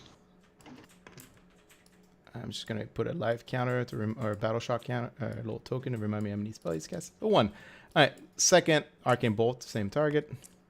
This time it's a 9. Might as well. There's no reason not to try to unbind that. Denied. All right, third spell, same thing. All right, now it's +4, 9 is 13. 13. I'm going to need to roll box cards. No, it goes through. How much damage? Yeah. Goes through. How much damage? 2 more. All right, 2 more. So it goes from 10 down to 8. Well, 10 down to 6 because he's already taken 4. Or is this including the? Oh, I see. That was including the first 2. I started at 12 and I've lost 4 wounds. Yep. All right, fourth cast. Goes off, but only 1 mortal wound. It's a 3 + 4 is 7. 7. Croak is going to try to unbind that once more. This is going to be his third unbind. Sweet. Unbound. All right. Number 5. 7. So 11. What do you it keeps on going up in terms of the count, right? Oh no, I'm thinking of something very different. Yeah, you're thinking of 40k. So it goes off again. How much? T3? D3. And it's 11. I rolled an 11. This is gonna be Croak's last cast. Or unbind. Nope. No, goes through. How much damage? 3. 3 goes from 8 down to 5. All right. 6 cast. Goes off, takes another. Well, it's 8 + 4 is 12. Another D3. Roll it. 2 more. 2 more. All right, down to 3. 7th cast. 8 + 4 is 12 How many again. spells does he have? 8? 8. Machine gunning. See if you kill him. See if you kill him. Roll a dice. Okay. Roll I one. don't think I will. He's down Say to 1 that. more. Yeah, he's down to 1. Okay. He still has 1 more cast. Yep. And then his last cast. Is that Arcane Bolt? Yeah, it's the last. Yeah, it's his last cast. Got it. Kapow. Cool. Arcane will cast his spell into the salamanders.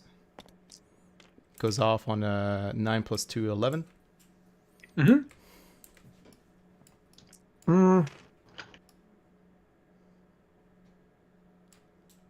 Yeah, we're gonna try to unbind. Okay. Wait, which spell did you cast? Wait, pardon. His war scroll spell into the salamanders. That's yeah. Yeah, sure. I'm not gonna unbind that. Sure, go ahead. Curse of Years me. Nope, didn't roll 6. There you go. Boop, boop, boop. He has 2 more casts. Yeah, he has 2 more casts. We're gonna do. Do we want Arcane Command this turn? Who are we gonna Arcane Command with? Really, no one. We're gonna spend 1 for his extra movement over here. 1 for extra movement over here. So yeah, we'll just do Arcane Bolt, I think. Yeah, Arcane Bolt. Goes off on 4 + 2, 7. No, 6. Goes off on a 6. Okay, we are gonna try to unbind. That's not your last spell, right? No, he has 1 more. He's got 3 spells. All right. Who do you have line of sight to? Who are you shooting? Yeah, Star Priest. You can still see him. He's right over here. Oh yeah. All right. So 1 mortal wound, Star Priest. Cool. Yep. And 1 more spell. Kit. And then Arcane Bolt again. 1 more mortal wound. Arcane is not invigorated to cast. He's now gonna try to unbind that, and he does. Okay, cool. All right. We're going to spend RDP for Nagash's universal thing. And then we're going to go straight What's in. Nagash's universal thing for the audience? Oh, it's reroll once to hit wounds and ignore battle shock, but we already ignore battle shock, so it doesn't matter. That is correct. Okay. All right, so we're going to spend 2 RDPs. Down to 1. Hello. To give them extra 3 inches movement. So they move 7.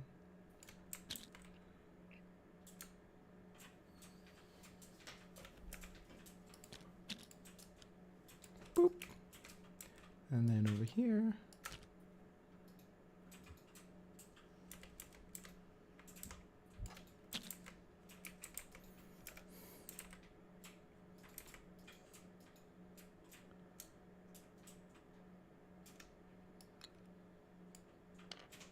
Do I want to move off the arcane terrain piece? Yeah, I probably do. I need to matter eventually. And then Arkan moves, what, 12 inches with fly? I'm sorry, what? I'm talking to myself. Arkan moves... He moves 16 before 16. he's bracketed. Oh, God, he's fucking speedy. What an asshole. Mm-hmm. What's your command abilities range? It's for Fangs of Sotek. Fangs of Sotek's range for command abilities.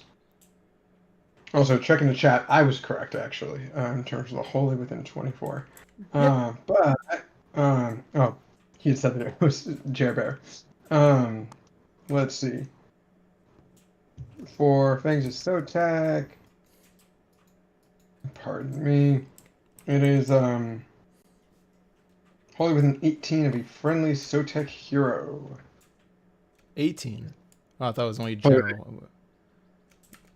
Yeah, no, it said... Really? It's just... That doesn't sound right. It's almost like this is... Yeah, I'm looking right at it. Really? Not just a regular hero? It's just like... I thought it was... Or, sorry, it's just... It says, pick a friendly Fangs of Sotek Skinks unit from your Skinks War Scroll or a friendly Fangs of Sotek Chameleon Skinks unit that's wholly within 18 of a friendly Fangs of Sotek hero. Wow, that's a huge fucking range. That's a huge fucking range. Big fucking range. Okay. It is what it is. Oh my god. Alright. Sounds not exciting. Alright, Nagash is gonna shoot that one Star Priest. See if he hits. Does Nagash mean to be just 3 inches away? No. Oh, I mean, yes, you can move him back, but... I'm just making sure, because I was 3 inches away from him. Yeah, you're good. Yeah, okay, cool. Okay. So 1 hit. I don't know if it does anything. Who's shooting into who? Nagash shooting into that one lone hero over there. The Star guy? Priest. The Star Priest. Oh. Yeah, I guess he's by himself. Yeah, 1 hit. Oh, is that a wound? And 1 wound. -1, Rand. -1 with a plus because he's in cover. Ooh, no, we need to actually roll that. We're good. Oh, right. Cover. Oh, well, it sucks. But, I mean, it would have passed anyway, right? Didn't really matter. Yeah. Yep. I think that's the only shooting attack I have. Now we're going to do some charges. We're going to start with Nagash. He's going to charge. Okay. He rolls an 11. That's correct.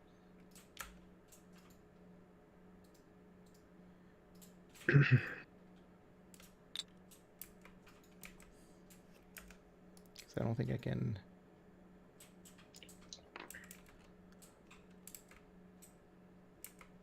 Yeah. Let me check the FAQ for Seraphon real quick. Well, now you get... That's when you spend your command ability bullshit. But remember, you can only do it once. Yeah, that's what I'm trying to say is I need to do the... I need to look at the Warhammer community site because...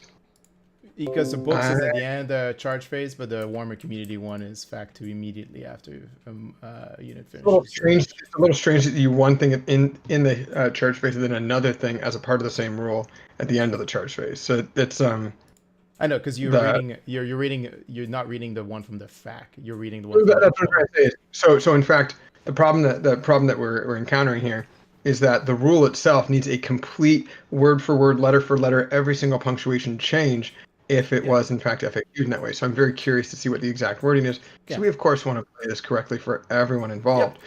So for parting shot, you can use this command ability at the end of the charge, and this is from the FAQ, end of the charge move. Yeah, I just finished a charge move.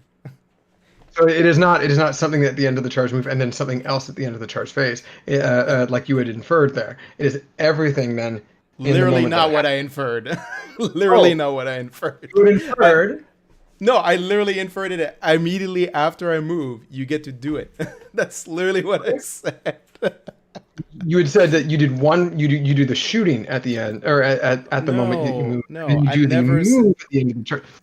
You do the move after you shoot. You can do the move after you shoot, Alex. Literally what I said. This episode is recorded, so for all of us, you can go back. You can go back to the recording and be wrong. Enjoy. I'm more than happy to eat my words. I do recall you saying no, Alex, you do this thing at the end of, when I make my movement, and at the end of the charge phase, then you get to roll your dice. Shoot, and then you move. Literally. So. I'm gonna make my shots with the Bastiladon first. So we're gonna. Bastiladon is not part of the units you can use it for. Oh, you're right. Yes, I think. However, we are gonna do a big ass skink unit. There you go. Big ass unit. We're gonna roll all 70 shots. Sounds good. Can't wait to be right about this. It's gonna feel so good. Unfortunately you're not, because I know it's what you are not always right. You are. I know, but I'm right this time, so it's okay. Okay. You're right about not hitting. You're right about not hitting in the wrong spot. That's what you're right about. Okay. So the problem is I'm shaking them up, and I try to put them exactly where they need to be, and they just don't go. It's in your cursor. You gotta. Don't care about the dice. Look at your cursor. The cursor is what matters. Okay. There's so many dice in that bag. There is. Those dice are just gonna have to deal with it. All right, so we're gonna piecemeal this one out because fuck all of that. All right, so we're gonna start with these guys. There we go. And then we're gonna start with these guys. There you go. There we go. And we're gonna go one more time because fuck everything. Okay. Boom. All these shots in the gash. 24 hits. Still good. However, that is a laughable amount of shots. That's going to be 5 wounds. You got a 3-up save. Rerolling one goes through. Maybe goes through. Got a save. Nope, takes 1. Takes a wound. He's got, what, 17 left? Yeah. Cool. Now on a 4-up, you get to move. Mm-hmm. That's correct. No, he's got 15. He's got 15 left. He got 16 total. Nope, I don't move. You don't move? Oh man, those I rolled a 1. Those poor Mortec guards are like, oh my god, we're gonna make this charge, boyos. Let's go. All right, 7 plus 1, 8. Mm-hmm. They're so happy they made a charge. They're like, oh my god, we get to charge retreating skink units. This is exciting. We never get to do this usually. I did move the bag, Greg. I did move the bag. I was like, Alex is having little difficulties with that bag. All right. Now for Arkan. Let's see. Where does... Oh, fuck. It's like... I just know it. All right. Arkan's going to charge. So 7. Guess he's going to have to go into the salamanders. This is going to be a terrible mistake, but whatever. Says you. Actually, it might be a terrible mistake. Oh, wait. There's a skink. There's a skink priest over here. I'm going to go into him instead. It's still the salamanders, but then it's skink priest. All right, so you have 1, 2, 3, 4, 5, 6. I have 1, 2, 3, 4, 5, 6, 7. Yeah, so you still get the objective. So we're going to have to declare a charge over here and just eat it. Obviously, they're going to spend their shield reroll because that should have been. Oh wait, no, this is in the combat phase. Yes, That's right. we're not there yet. Yeah, Yeah, we're not quite there yet. So go ahead and spend your command point to your thing. that's correct. We are doing it. I gotta do my charge. I gotta do my move first, and then you can. So 7. Yeah, because first.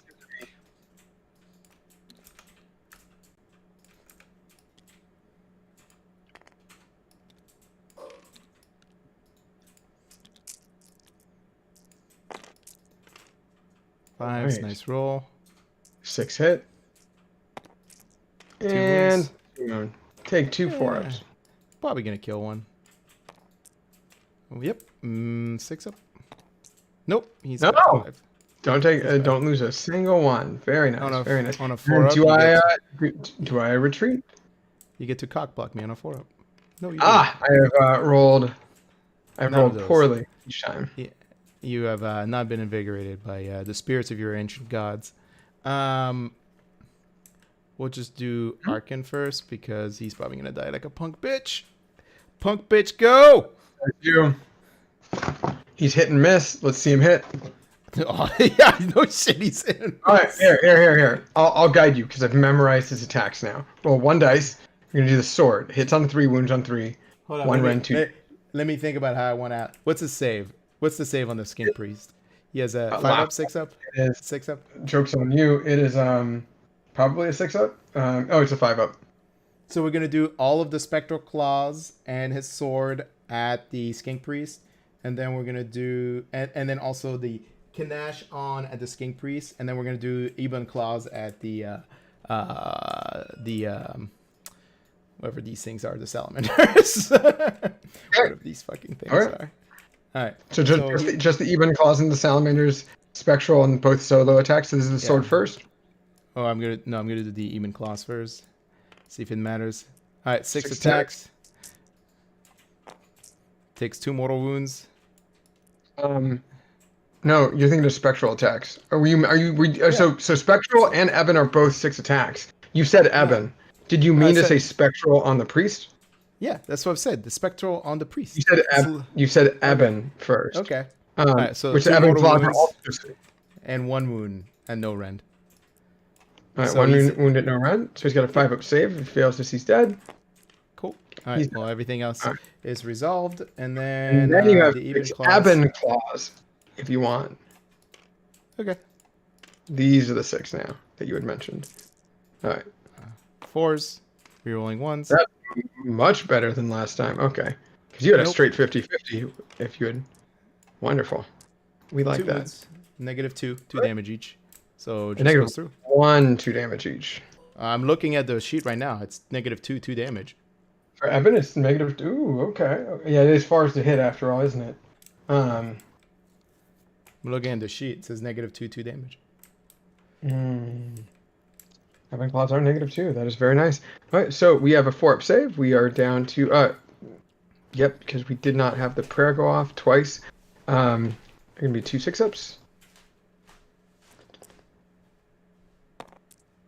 1 goes through, 1 does not. That is gonna be 2 guys dead. Isn't the prayer you get to choose if it's +1 save or +1 hit? A command choice. It's 1.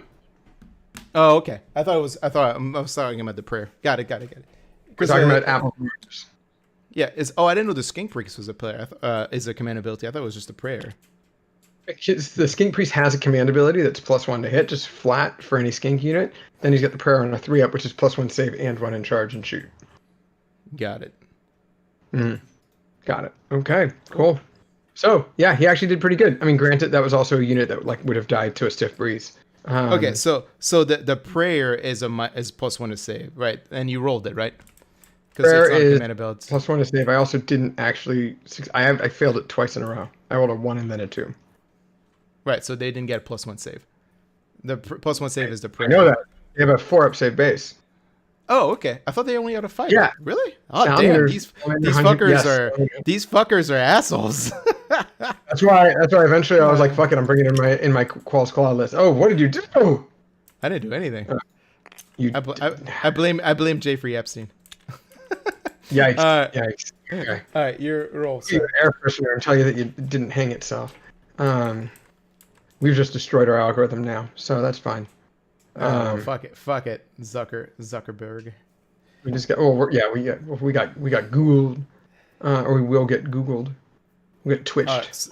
Yeah, RDP. Okay, so my I ups. We You know what? are. I forgot to declare it. Fuck it. Yeah, declared. So you're re-rolling saves for both more tech units. You're down to 1. No. I'm only picking 1 unit, and I forgot to declare it. So just do your attacks. Because I got excited about Arkan.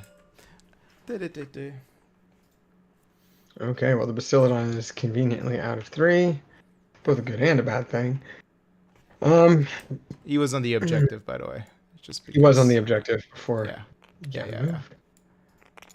Come on. There we go.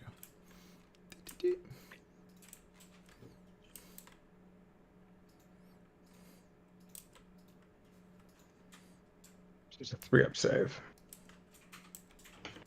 However, we do have a boatload of attacks that we can put on him.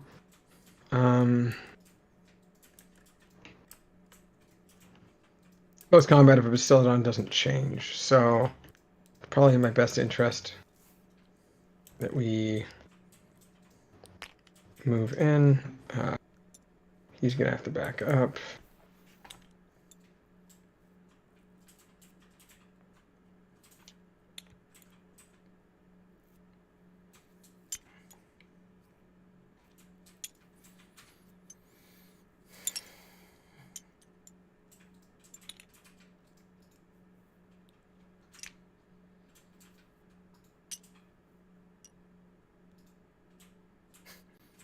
Skinks ahoy.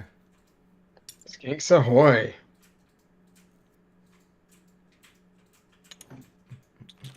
Fuck yeah. Fuck yeah. You're fucking talented at that. I'll give you that. It's a gift. It's a gift, truly. Truly. Well, we're getting to the season, so oh shit. There we go. All right. Look at Arkan's base. Is he shaking like you are, like me on my screen? He is shaking like he's I don't want to get in trouble here. He's shaking. He's having a. You can't go away from the Arkan. Do that. There you go. I got it. You're not cheating. You're not trying, folks. That's right. Okay, I don't think he's gonna have very many options there. Boom. Boom. Boom.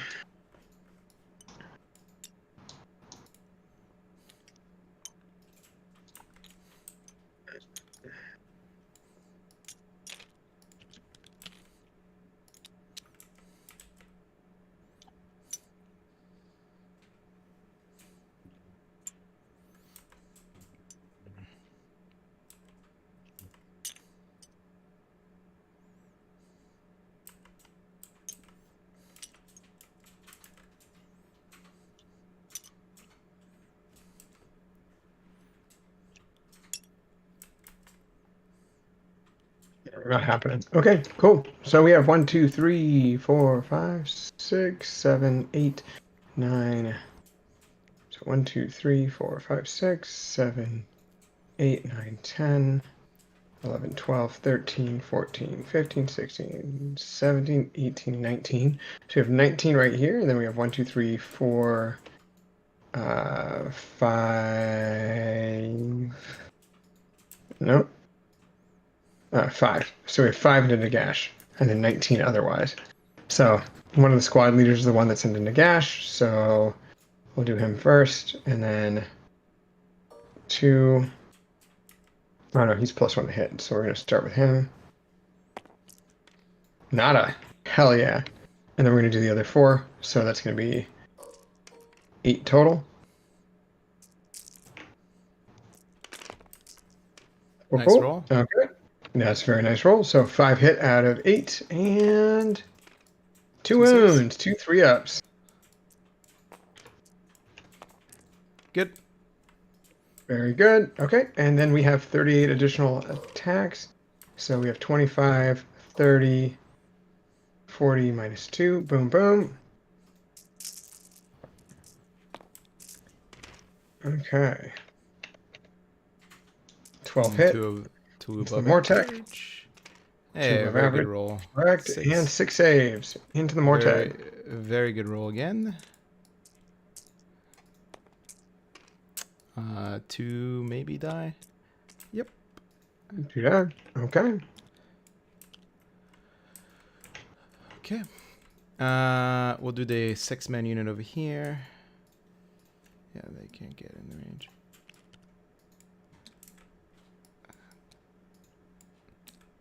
No, the 5-man. No, 6-man. Yeah, that's right. Okay.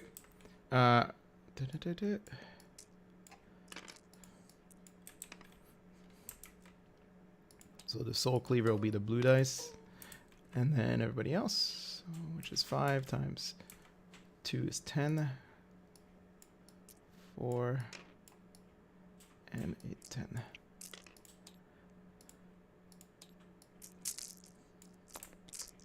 You're rolling ones. Oh, what a terrible roll. Still Still continues to be bad. And I got 2 extra hits. Mm-hmm. 4s and 3s. 4 to wound. All right, so 4 at -1. 4 at -1. Okay. We have 6 ups. Oh, come on, man. Okay, there we go. There we go. 3 die. Got 1, 2, 3. Glad that my terrible rolls are working out great. All right, your activation. My activation. We're gonna go with this Bastilli. We're just gonna move around town. Can you not push my motor? All right. Well, who knew that there was an invisible line between the two? I did. I sure did. Churchill right. did. It's called the Iron Curtain. We're gonna hit on 3s. Okay, well, 1 hit or 2 hit, 1 miss, and 3s to wound. Nothing. Ooh, very bad, very bad. That is not what we're looking for. All right, Mr. Nagash, it's your turn to shine. He's gonna do everything into the skinks. All right, here's his sword. Mm-hmm. Hits. It's gonna be a 1, I bet you. No wounds, -1. Oh. -1. Okay, we got a 6 up. Or it's not his sword. I guess it's his staff. No, that's Alakesh. Oh! That's minus. It's the equivalent of you rolling a wonder wound. Well, it's -3. I was looking at this shooting attack. Sorry. Wow. So D6 could have kept damage. That for later. Okay. 4 damage.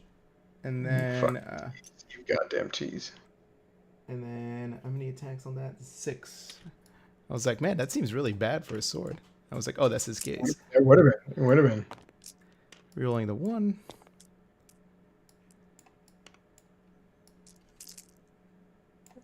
Which attacks are these right now? This is Zephyr Nabar. Oh, this is the staff. This is -2, and they're 3 damage a pop, so that's 12 damage. That is 12 damage. And then his spectral holes. 3 mortal wounds, rolling that 1. Yeah, 3 mortal wounds and 1 hit. And 1 save. So we got 3 mortal wounds and 1 save. Okay.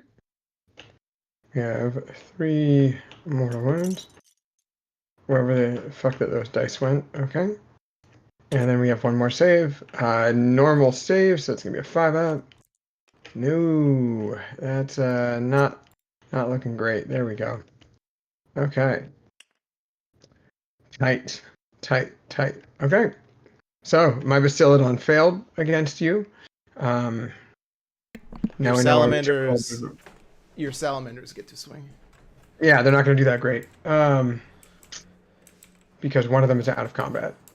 Because of the angle in which you charge them. So, hey, we're getting back into taking a break and doing real great so far, you guys. So, let's see. One guy's going to get into combat. If you double turn me, he's going to heal, so none of this is going to matter. Oh, but he no longer has protection. So hey, yeah, it's helpful, kind of. Okay. All right. So, we have 4 guys with javelins. Okay, 2 hit. And nothing. And then we have 4 attacks from the jaws. They're technically +1 to hit, but it didn't matter that time. So 1 miss, 1 that just becomes D3 mortals. It's the same thing in combat. And 2 -2. So take 2 6-ups. Yep. He makes 1. Very nice. Okay, so it'll be 2d3 damage overall. You no longer have protection, so that's going to be a So total 3. of just 3 damage. Oh god, one of my dogs farted. It is atrocious. Good. He failed all 3, so he's back down, He's down to 9.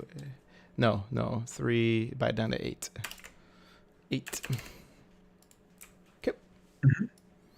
I think he's bracket. He's down to his lower bracket now. Yeah, he gets bracketed pretty quick. But that's what happens when you have only 3 wounds. Or, 11 wounds. Okay, And, cool. wait, I still have this unit of... You still do have them. That you do. Alright, so the 3 attacks from the cleaver, and then I still have 7 guys, so 14 swings. 8, 6, 11, 14. The fuck? Oh my god. Come on. 3s. You have 1 more dice. 1 more dice. 1 more dice. 1 more dice. 1 more dice. No, that one didn't get picked up. No, it didn't. There you go. Rolling 1s. And these are misses. Yeah, there's a little lag right now happening on my end. So There's 1 a bit of a lag. explosion. Yeah. Yeah. And then 3s and 4s. Of course. So 6 wounds and -1. 6 wounds at -1. We got 5 and 1 more. Be 6 dice total. Okay, that's gonna be 5 more die. That is less than ideal. We got 1, 2, 3. You have 1, 2, 3, 4, 5, I have 6, 8. 7, 8. Yep, and I only have 1, 2, 3, 4, 5, 6, 7. I officially have 1 less than you. 1, 2, 3, 4, 5.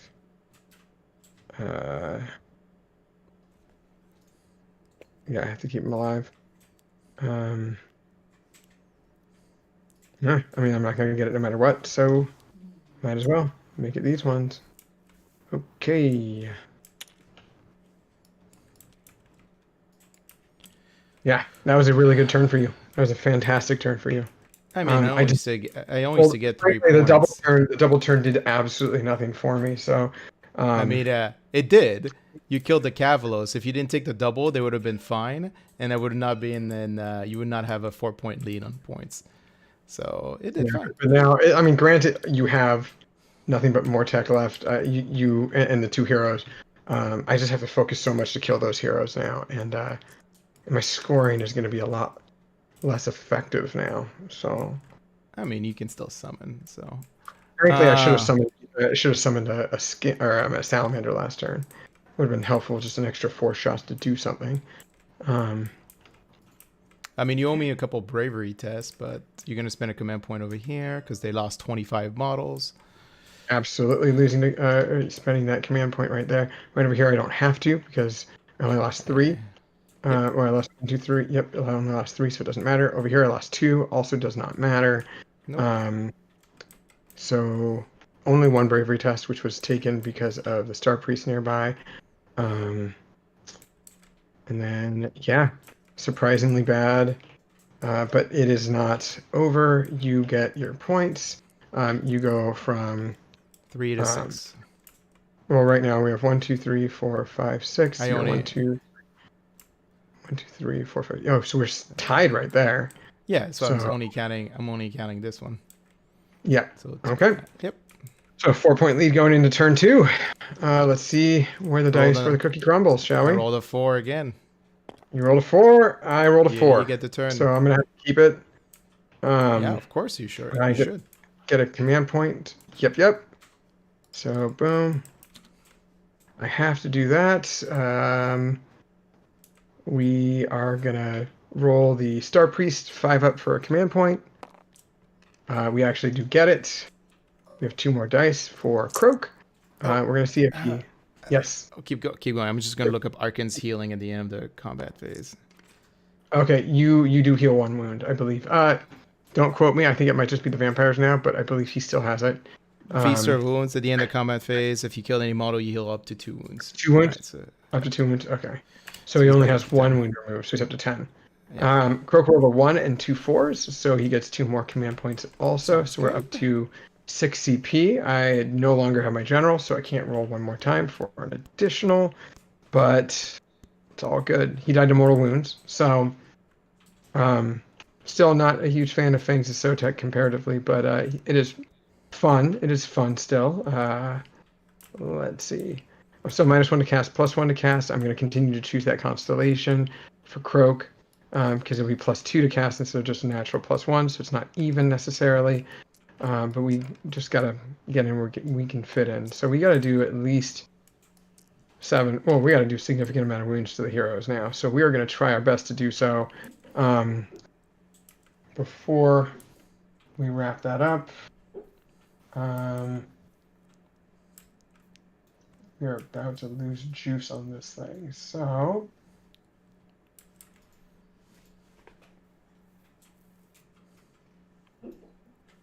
real quick.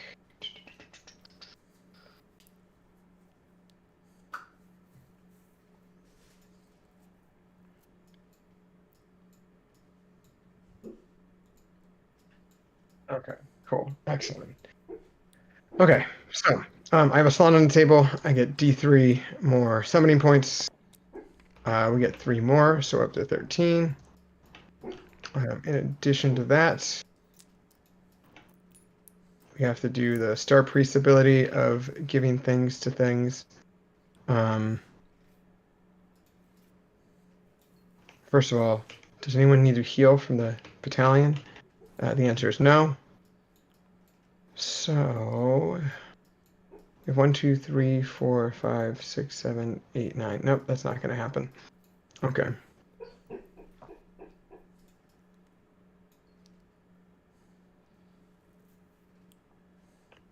Skink Priest is dead. That also hurts.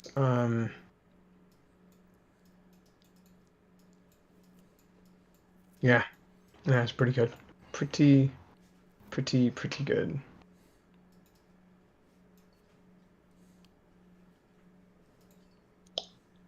Yeah, Holy Within 10, or not Holy Within, but just within 10. That's helpful, but not helpful enough. Okay.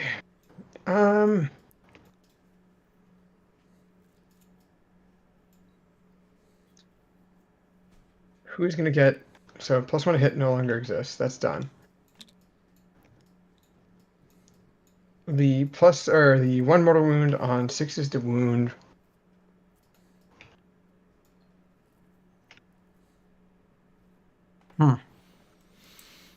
Bastillion's got 9 attacks. That guy's got 8.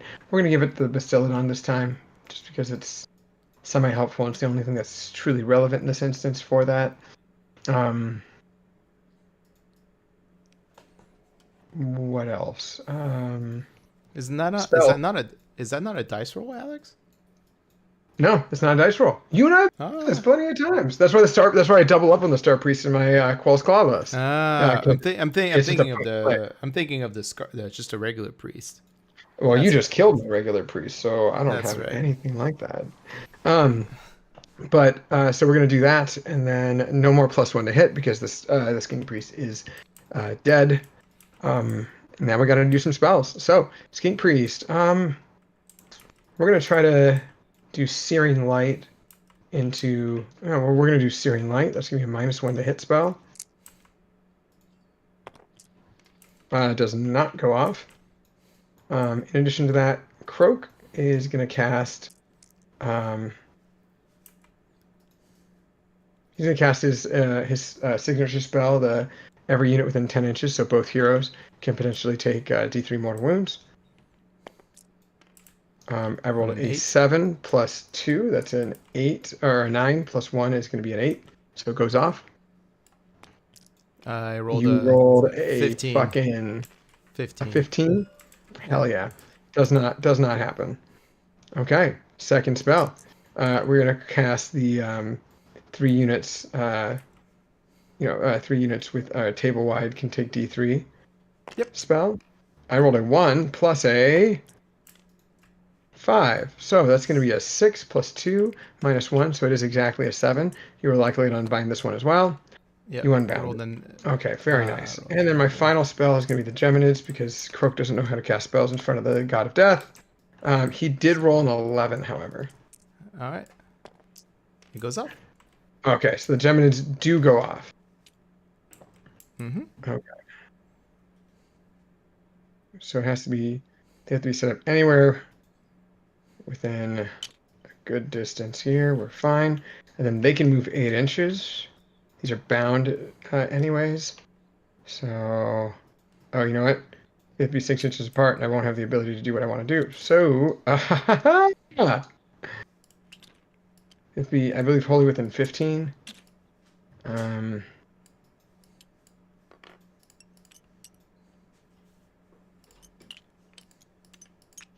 So, the shadow is -1 attack. The white is -1 to hit.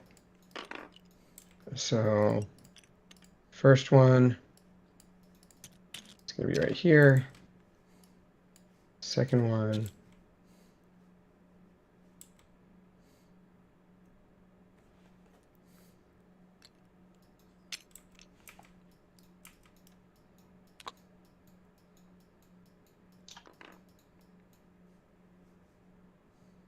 Is it wholly within 6 of each other? Yeah, we should be good there. Okay. And these guys can move 8 inches. We're gonna move right there. And then boom and boom. So we're just gonna go like that instead. Yep. Okay. So that'll be -1 attack and -1 to hit. Let's move all of these guys back here. Oh, no, you moved the fucking dice. Yeah, good job. Dice box is placed. Okay, so we have a -1 to hit. There we go. So -1 to hit goes on these guys, and -1 attack.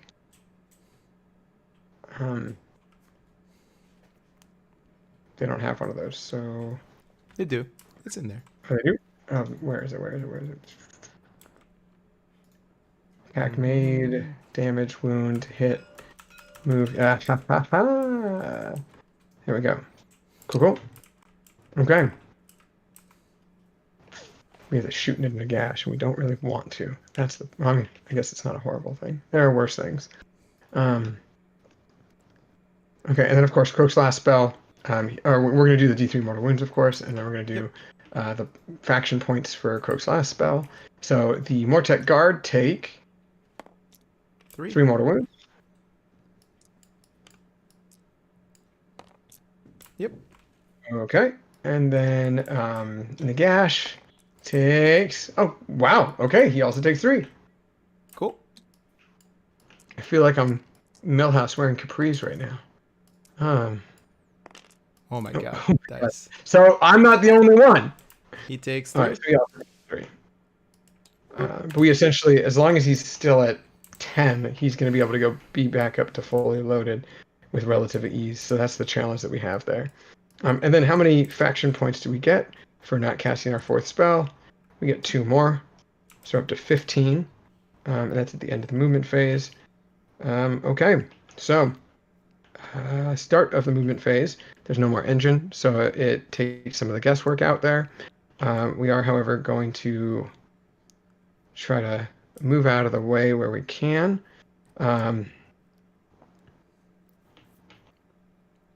We are going to retreat with these skinks over here. The 7-man unit, they are going to run. They are running +3, so that is going to be an 8 + 3. That's going to be an 11-inch move.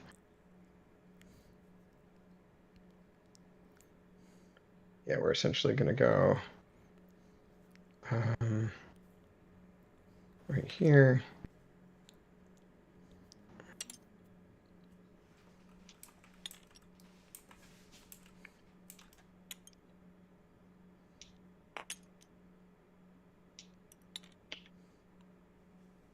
Here's the thing. We got to double check to see if I'm outside of 3. I am. Very good. Okay. He had some extra room, which is important because I think... Oh, no. He is not able to do that. Okay. So he has to really... Yeah. How are we going to do that? You're going to have to leave some out of the range of the objective if you do that. Because he was the one over here. Oh, that way, that goes this one. Can you just go that way?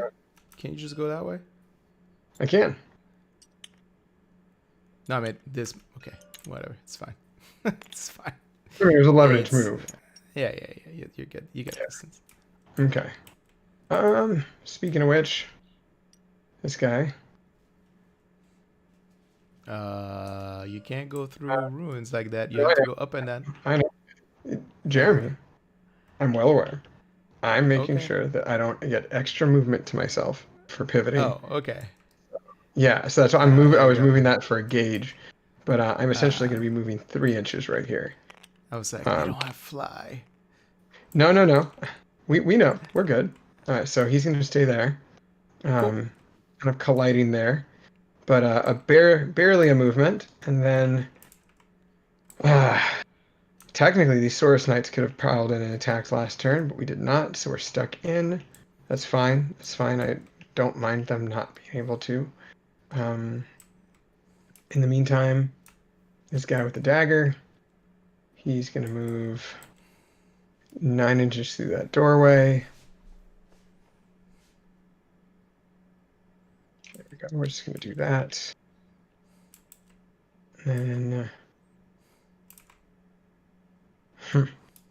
Guess we're going to have to retreat, yeah.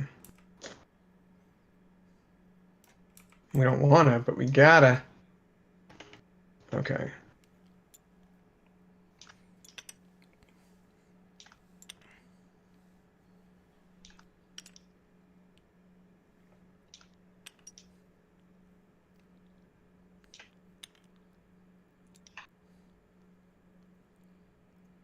So I can move slightly 1.5, then another 1.5, brings up to 3, and then we'll just move 6. Boom. And then the other ones. Oh, he's out. All right, well then we have to move farther away. Boom, boom, boom.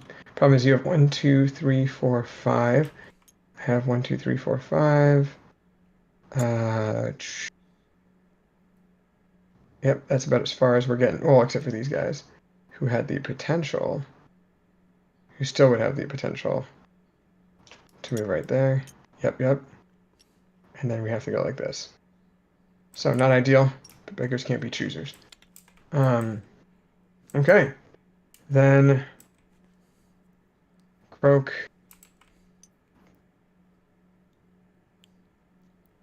Croak move 5 or 6 inches. He might move 4. Fuck. I'm just moving him 5 just in case. Let's see. He moves 5. He does move 5. Excellent. So we're going to keep him there because that was a 5-inch move. And his +1, -1 cast is persisting. There you go. Okay. So a lot of retreats. So quite a smaller shooting phase, but at the end of the movement phase, you of course, or I did of course gain some summoning points. I also had some summoning points from before that I'm not going to forget about this time. So I do have enough for at least 1 skink, so that's helpful. However, let me just double check one thing.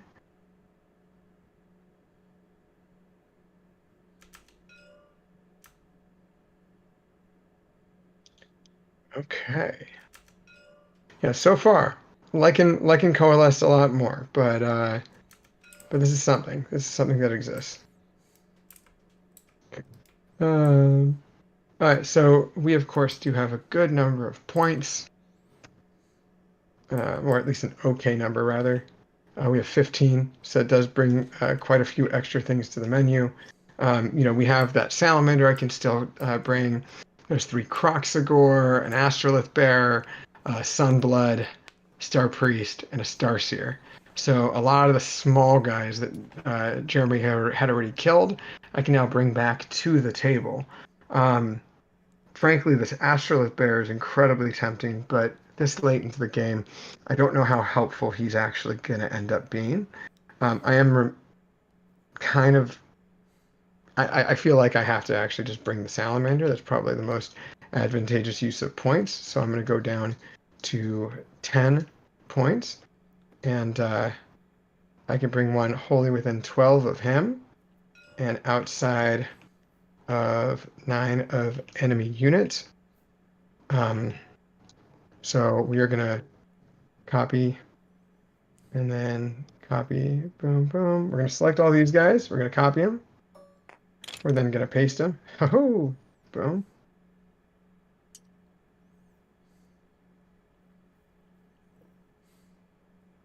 Okay. Didn't mean for them to be spaced, but again, not a huge issue.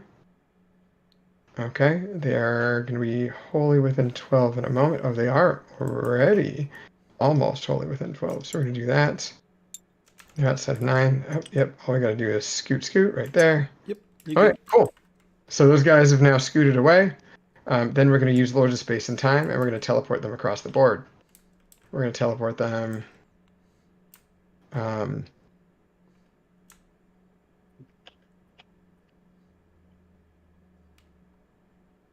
You want to measure 9 over this way?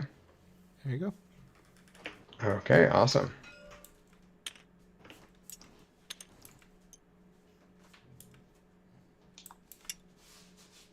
Oh, you know what? Yeah, this is not a good idea. We're going to do just 9 this way.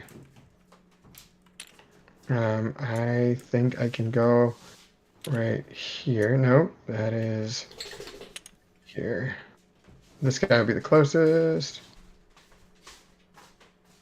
Yeah, so Salamander has to go right there. Cool.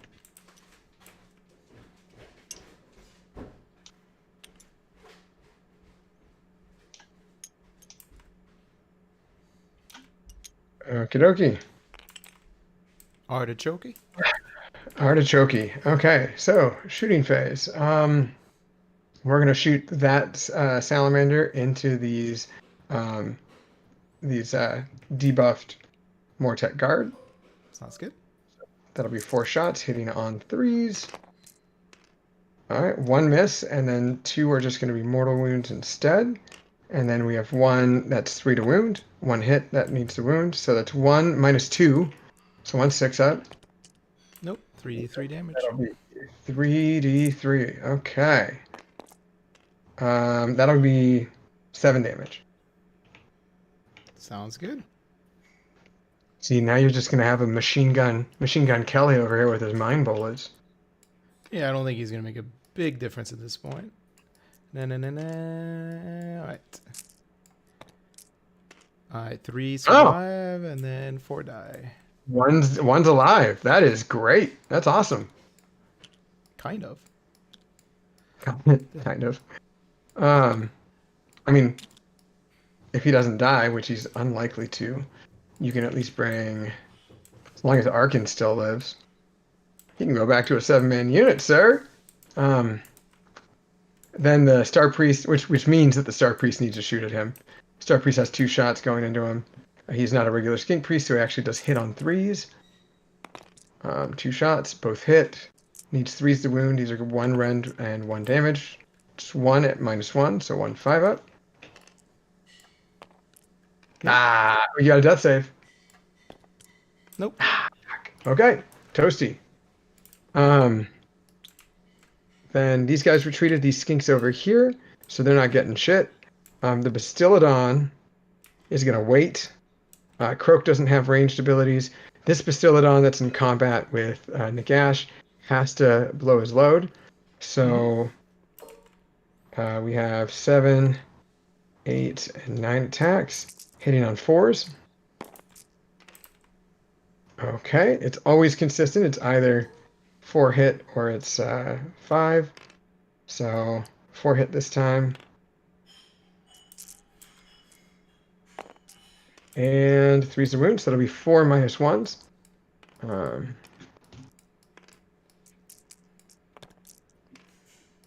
2. All right, 2. That'll be 4 damage.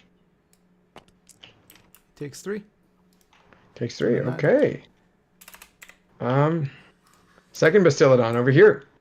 He's gonna have to go. Oh, he's gonna wait. We're gonna have these 2 salamanders go into Arkan. The guys themselves, the handlers, they do not have. They have prods. They don't have like javelins or anything, so they can't shoot. So it's just gonna be 8 attacks total. Hitting on just 3s. We don't. Oh, the serpent staff was on this guy. It doesn't matter. I didn't roll any 6s to wound against Nagash, so no additional mortal wounds there, so it's not a big deal. But then these are going to be 6s end the sequence and do mortal wounds. Okay, only 1 missed, and 1 is going to be a 6, so that's good. And then 3's to wound. Oof, oof. All right, that'll be 3 minus 2s though, 3 6-ups. So 1 goes through, 2 go through, so 3 2 go through. All right, so it'll be 2 go through, and then that'll be, well, let's do the mortal wounds first. So that is going to be 3 mortals plus the damage. That's 3, 6, and 9. Holy shit. Okay. Too bad protection to Gash isn't active. I mean, it wouldn't make that much of a difference because I don't want to teleport.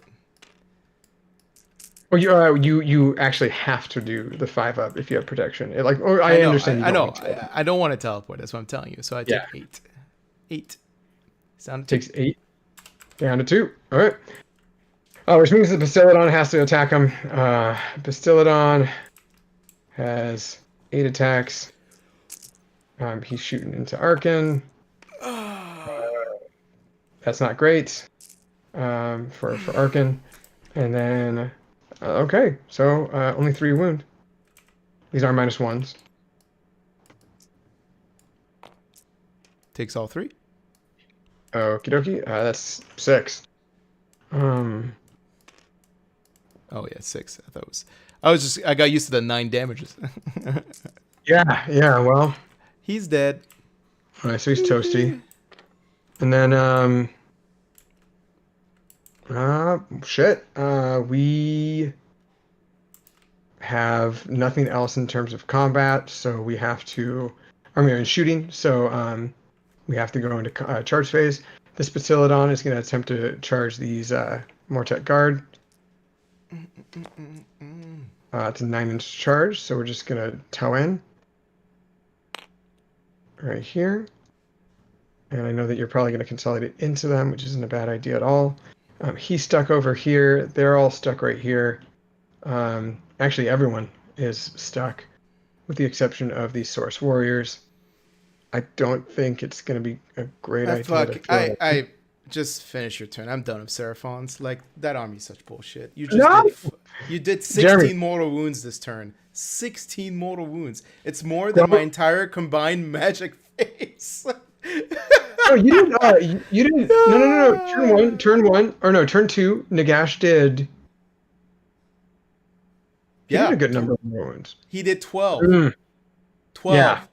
12. He did You just 12. did 16 out of 3 models. I'm done. That's right. The game's No, over. wait, hold on. No, The don't let Greg win. Don't let Greg win. Why? Seraphon's a stupid army, and they need to get fucking changed. Fundamentally speaking, the big problem was like you double turned me, and then I didn't get another double turn, so I never got to maximize my regrowth mechanic. But like, what the fuck is wrong with this army? Like, Salamanders, like, you did 16 mortal wounds turn 2, and then you did 8 on turn 1. That was a combined 20 mortal wounds out of 3 models. Well, technically should have been 6. When you think about it, it's really 5. So Yeah, I'm done with this. Like, I'm just done with Seraphons. They're just such a fucking stupid army. Like, what the fuck is this? What the fuck is I this, mean, Games Workshop? it, Like, what the I fuck? understand. I share your sentiment and the idea that like Like, I've literally never played. you ignore Battle Shock. You get to shoot in the shooting phase. You do more 20. I just suffered effectively 20 mortal wounds from 5 models in 2 turns. Not on top of that, not counting the extra Ren 2 damage they did. I'm So It's I think just, that there's it's a bit of just, a like you're it's definitely right on the whatever. idea that It's I'm sorry, whatever. what? I'm done. I'm just done playing against Seraphons. I'm just not gonna play against them. If I'm gonna play against them, I'll play Fire Slayers because at least they don't fucking win against Fire Slayers. But I'm just like, I'm not like the game is so not enjoyable playing against them. Like I played that game. I am sorry to say, Alex, just better than you, and I still lost by like a huge margin.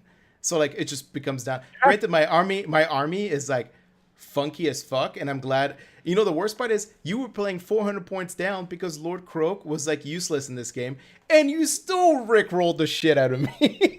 So fuck this army.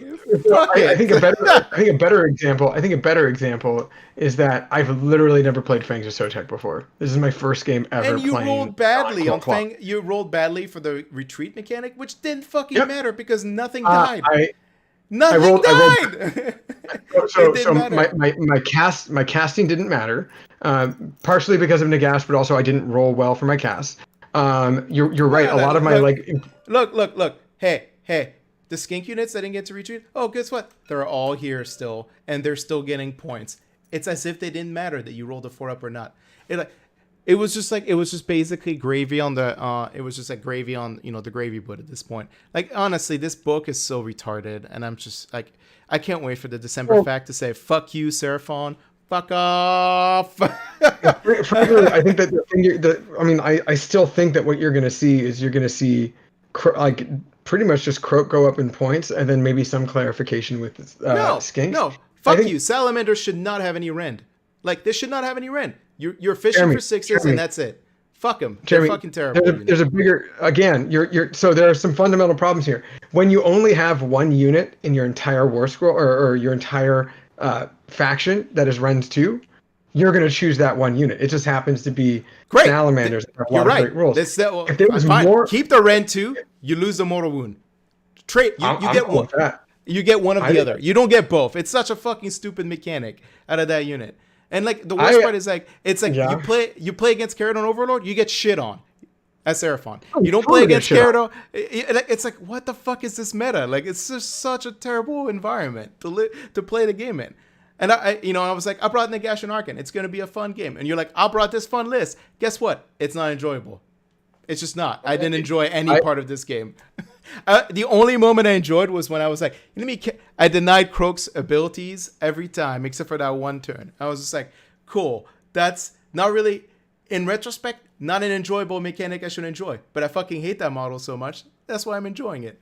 Because fuck Croak and his entire mechanics. Frankly, I didn't realize that the army was going to do as much as it did in terms of damage for sure. Are you fucking serious? Like, I brought machine. I'm agreeing with you. I brought machine gun mortal wounds, and you still beat me on mortal wounds in one fucking turn. In one turn.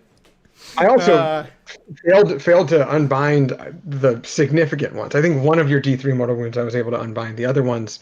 But I can't unbind your fucking salamander mortal wounds. You're right, you can't unbind the salamanders. That is fully fucking correct. I think that salamander. I hate this army. It's just like from a rules design, like they're so bad. They're so badly written. They're so bad. Here's the problem that I have. I feel like their special rules should have been evenly distributed between them and Razordons. Razordons like they have like an Overwatch mechanic, but like they're also fundamentally like kind of meh.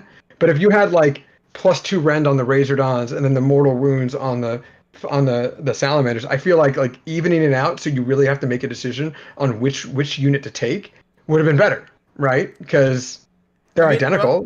My only play next turn to have a fun time was just going to be retreat, charge, and kill Croak, and that was it, and call the game because there was like no ability for me to win this game anymore. The fact that like it's just a combination of ignoring, like you still having the ability to ignore battle shock and high bravery, teleportation, summoning, high mortal wound generation, high board control generation. It's like high control elements dominating the magic phase. Like, what the fuck is like? What would you design this book with? I mean, the magic phase in some instances. No negative. Like, what's the fucking negative? Like, I'm waiting for somebody to tell. Oh, I'm bad in combat. Okay. I'm sorry, but you're good in every other instance. Not be in combat, you know? Yeah, you're good in every single phases. So I'm like, I don't feel so bad for you. At least armies are like, I'm good in combat, but I'm terrible in movement and magic. This army is just like, I don't know.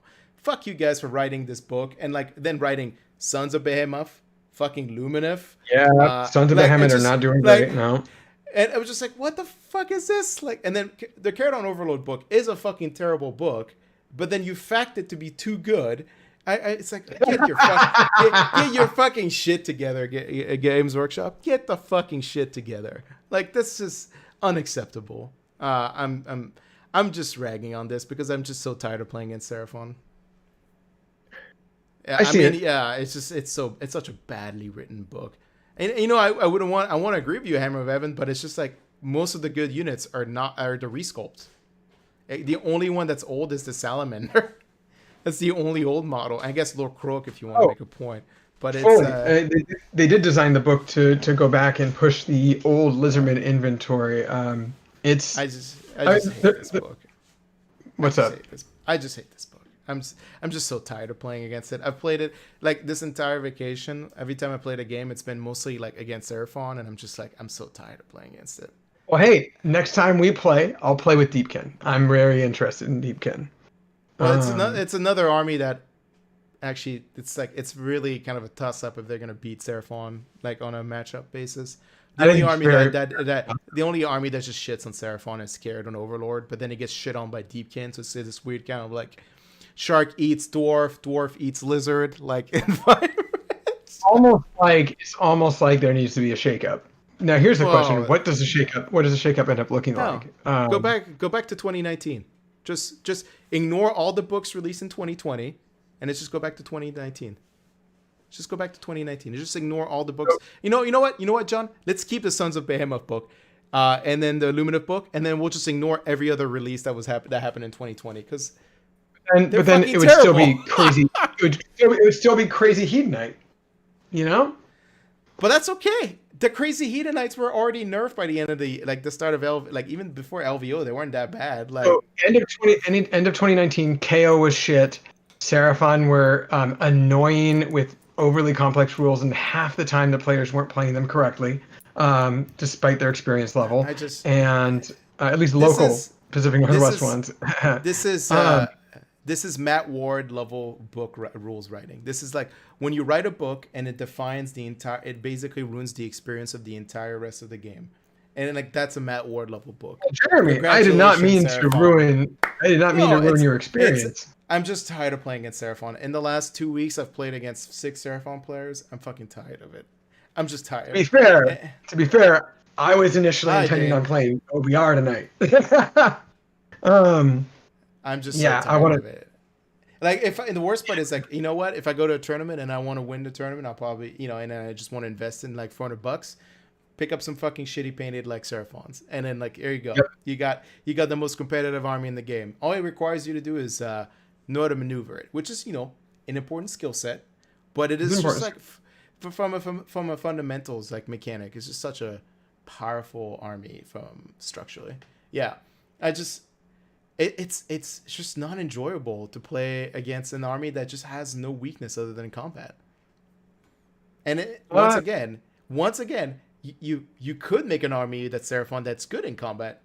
Most armies that played against are Fangs of Sotek, and they choose not to because they're like half the time I ignore combat, so I don't even have to worry about it. Okay, so anecdotal evidence there. Even like Croak can handle himself against like a close combat-y thing, right? Like we talk about close combat Seraphon in one of our one of those tournaments, the TTS tournaments. I had a fully buffed up absolute monster Scar veteran on Carnosaur charge Croak by himself, and Croak only took 5 wounds. Like he still survived me rolling like hot as fuck because he's got that 4-up shrug.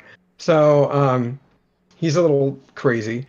I don't think he's going to go up 70 points like everyone wants him to. I think he's just going to go up 60 at most.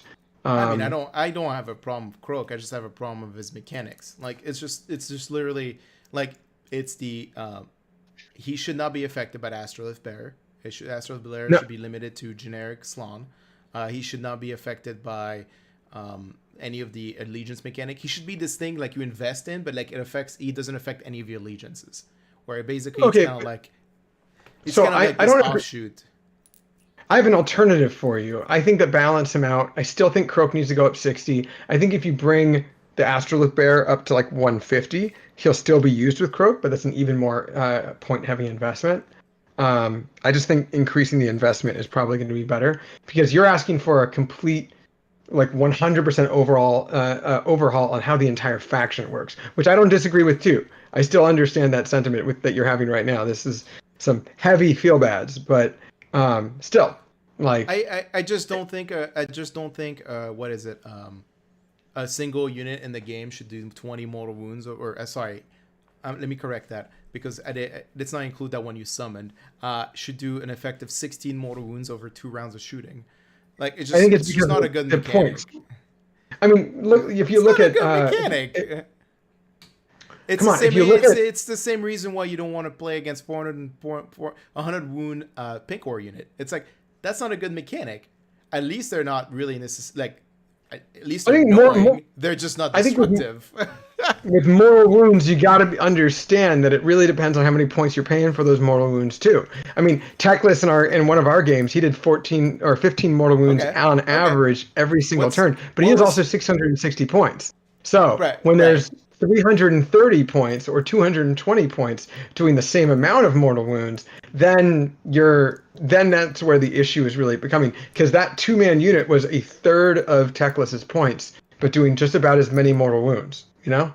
Yeah, I just don't understand where they're 4 shots apiece. They should have been like two shots apiece. Like, Three, there's just like three, three is a happy medium. Also, I just don't here's a understand where question: the rules why are are. they hitting on threes and wounding on threes and Bastillid on hits on fours and wound on threes? Make them 3 attacks. Make them hit on fours, wound on threes. They're I feel just like that's a significant change. according to hit point of John. Yeah, even though I play in the top 10%, like most of the time, like I just like this book is just kind of like this nightmare scenario because like you're gonna be like you could show up to a like early table with like a no matter how good you are, Hmm. and then get doubled on or get like in a situation where you get doubled on and the army just basically just shoots you off the table and it's just like Hmm. cool. That was super engaging. A lot of strategy involved. Good job, Games Workshop. Way to write a book that was not intended to work that way fundamentally. So I don't know, man. Like I just Well, the worst part is like I gotta feel bad for our friend in Spokane who played Lizardman since like forever and has been really good at Lizardman 1.0. And like basically he's like one of the I will give him like he was one of the best Lizardman player I played.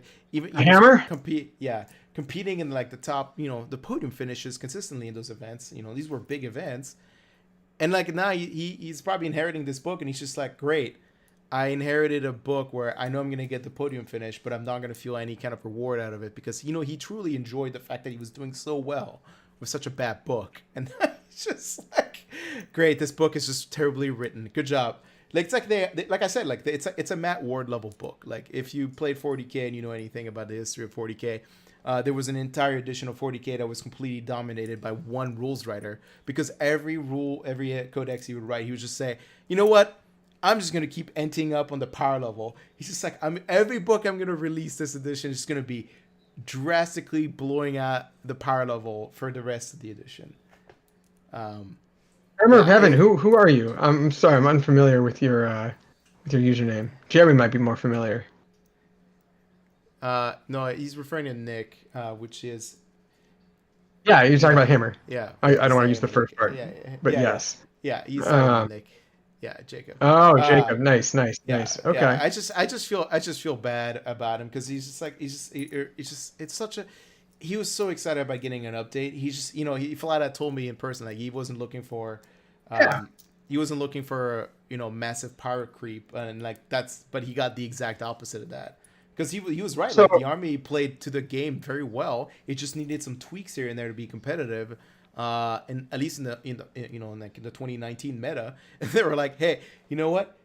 Here's not just some tweaks, but here's like a complete bloody like battle cruiser, and like it's just like blow out the power level of that entire. well, I think the Games Workshop came to a conclusion. They were like, shit, we don't have a range for these, or we don't have a brand new range for these models. Well, fuck it. Let's give them absurdly good rules because we're not going to sell the models for the looks anyways, right? Yeah, It's, I mean, it's I, thing. one of the other thing mechanic I just didn't understand is why I introduced a bound endless spell mechanic too in this army. Like Because of OBR. It literally is because OBR. They wanted another faction to do something parallel. But it doesn't work the same way. OBR. No, it doesn't. It doesn't. Jeremy, you need to understand. I'm not giving my opinion. I'm taking it from. I'm giving my opinion of my best attempt to put myself in their shoes and to think about what they might have been thinking about. So in my mind, I'm like, okay, they just came out with OBR a few months ago, and they go, well, what do we do, team? And they're like, well, maybe we can have another faction that does something similar, and that's at least my conclusion. If I was gonna put myself in their shoes, it would have been very obvious. All right, rules team. Let's have a quorum here. Let's sit down. Let's talk about like who's gonna own which book this year. All right, as you can see, we have Lumineth with this incredible model line. We have Slaanesh with this incredible model line. We have Caradon Overlord, which beautiful model line, but no new models. We have Zinch with no new models, but still beautiful models. And we have Lizardmen. All right, well, I see that everybody wants to pick the armies with cool looking models. All right, Mr. Intern A. Get new models. Yeah, Mr. Intern, you're going to have to write the Lizardmen book. Good luck. Enjoy. Sorry, they're really ugly models. They're old. We're not doing any new model release. And that's literally how I pictured the design team basically giving away the Lizardmen book writing. They were just basically, hey, guys, everybody got distracted. All the good writers got distracted by the cool models and the cool aspect of the armies. And then whoever picked up Lizardmen was like a guy who was just like, unfortunately forced to write a book, and then this is like his revenge. He was just like, fuck it, I'm gonna write the most powerful book ever written for AoS, because fuck you for giving me an army that has almost like decade-old miniatures. Fuck you guys. Yeah, it's interesting. I don't know what's going on here with this. I honestly like I don't have the models to actually run the things of SoTech in real life, and like we've talked about, and I don't need to mention anymore, but I'm not a huge fan of even thinking of like a skink heavy army. But I just think about it, and I just go, oh, okay, well, what's going to happen the next time they have a faction that needs an update that isn't going to have new models? Like I'm thinking of I'm thinking of like orcs, for example. Are they just going to go absolutely fucking crazy, with a destruction army? They're not, because it's a destruction army. But do we want to? Kind of. Like I kind of want to see a great fucking terrifying destruction army finally on the table. But yeah, this is a weird one. Definitely a very, very, very weird circumstance. I mean, this is going to change anyways. I think Deepkin would have a pretty not against this type of Seraphon, but against like Coalesce. I think they have a very good time against them. I think that it really depends on movements, how these guys might play with them. New Daughters of Cain, I'm not quite sure how they're going to boil out. They're great. They're phenomenal. I played against 2 games against them. They're just absolutely but they're once again like a 2019 melee brawl list that just now is faster. But unfortunately, I specifically meant against Seraphon. I specifically meant against well, it's the same. It's the same problem. They're gonna run into the same problem. So I think a big fundamental problem does boil down to the fact that the rules should have been something or the other. Because even going up 30 points, that's a huge hike for a points hike for most units that aren't like single model units in the game. And even then, it was like, oh, you went from 80 to 110. Still fantastic fucking investment, for 3 models or 4 models. Mako, aka Jeff, no, you should not bring 6 Salamanders. It's a little too much of an investment. See, you bring 2, and it does like a 16 mortal wounds in 2 turns. Like, what would you bring 6? You got. I have another list. I have another list that has 2. I have a Coalesce list that has 2 units of 2, or one that has 2 or 1 unit of 3 in another Coalesce list. And granted, those aren't these ones, but just the fact that exactly what happened. I knew when I was going to do it I didn't think that I was going to get the exact reaction I got from you, Jeremy, but I knew that I was going to get something when I summoned the unit and then teleported it away. I meant Well, to do that the turn before, and I mean, so it just happened to be better for me to wait. that was not the issue here. That was the 9 mortal wounds from I know. yeah, from the other. It's just like, it's just fundamentally speaking, like that is not a well designed army or a design unit. There were horses tonight. There were horses. Yeah, yeah, they Yeah. were horses. They did what they needed to do. They locked up things for 2 turns and then died in a progressive in a return volley. I'm excited to see what goes on with like new Slaanesh in terms of rules, like Mortal Slaanesh. I'm really excited to see Shadow Elves. In fact, Shadow Elves, or when they come out, are probably a faction that I'm actually going to invest in. Not only because it would be fun to see Lumineth versus Shadow Elves on the table. In our Won't. I'm sorry, But what? you won't. But you won't. I'm Because depends on the Lumineth rules. doesn't. Lumineth is an army that doesn't exist. It will not. It will never be a thing. It will never be a thing. It'll be a thing if I go to your house and you bring your Lumineth out. I will not bring that army out. That army is so, like, talk about an army like following the Seraphon release. Like, what the fuck were they smoking when they wrote that? You have them beautifully displayed in your oubliette. I love the models, but they're not written to play in the game whatsoever. It's like They are not. Maybe they're relevant in Soulbound. I mean, maybe they're relatively good in 3.0 when they introduce like progressive secondaries, like, like 40k. Secondaries would be pretty fucking rad in this game. There's a lot of mechanics they could introduce to make like Lumineth like a little bit more interesting, but they just don't play it in the game right now. You either shoot things to death and then lose the game, or you shoot things to death with a little bit more combat and you still lose the game. So it's just like, cool, whatever you're gonna bring, you're gonna enjoy. I mean, the problem is it brings these unhealthy dynamic lists, right? Like how long have we all both been saying like fuck catapults are bad. Now I'm like, oh shit, when competitive meta comes back to like real life in this fucking country, oh shit, I might have to invest in a catapult or two. It's like I don't want to, but like you have to think about killing these like small units, To answer Jacob, yes, I played Lumineth. I played them about 22 games with effectively 4 different lists, and they suck. They just suck. And this is playing against the top players in the United States, and they're just not a good. Like, they're too static. They're too slow. Their damage output is decent, but their resilience is like non-existent. They're.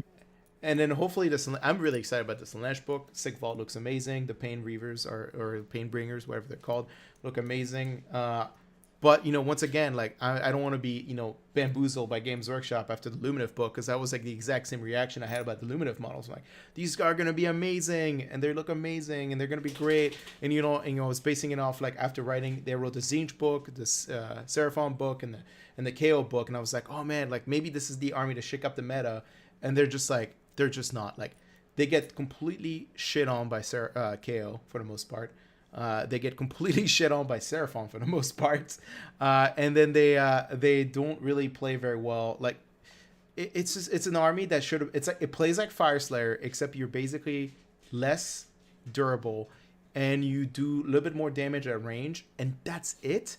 But you're also the same exact speed as Fireslayers. It's just not that good. Because I'd rather have an army that's more durable, as fast as Fireslayers, and basically can at least reach for objectives. Because at least Fireslayers, they're a melee-focused death ball mechanic. Lumineth do not play that way. They play with like very expensive Wizard Chaff units and lots of archers. And that's the best list you can bring in the current environment. And those lists do not win games because they don't participate on objectives. And on the double turn mechanic, they get super punished because even though they're not necessarily killing you, they're scoring points you cannot make up with your army. It's the same. It's an elite army that just suffers from too slow mechanics. Like, and the thing is, like, if anybody plays Lumineth, do not bother going into Shining Company formation with your spearmen. It is a trap. Yeah. It will cost you literal games if you do it on the first turn. I've seen the feel bads firsthand. It's not fun. it's not a good list. It's not a good book. So anyway, not to rag on like too much on salt, but I'm just like this meta right now is just not very healthy. There's a lot of salt.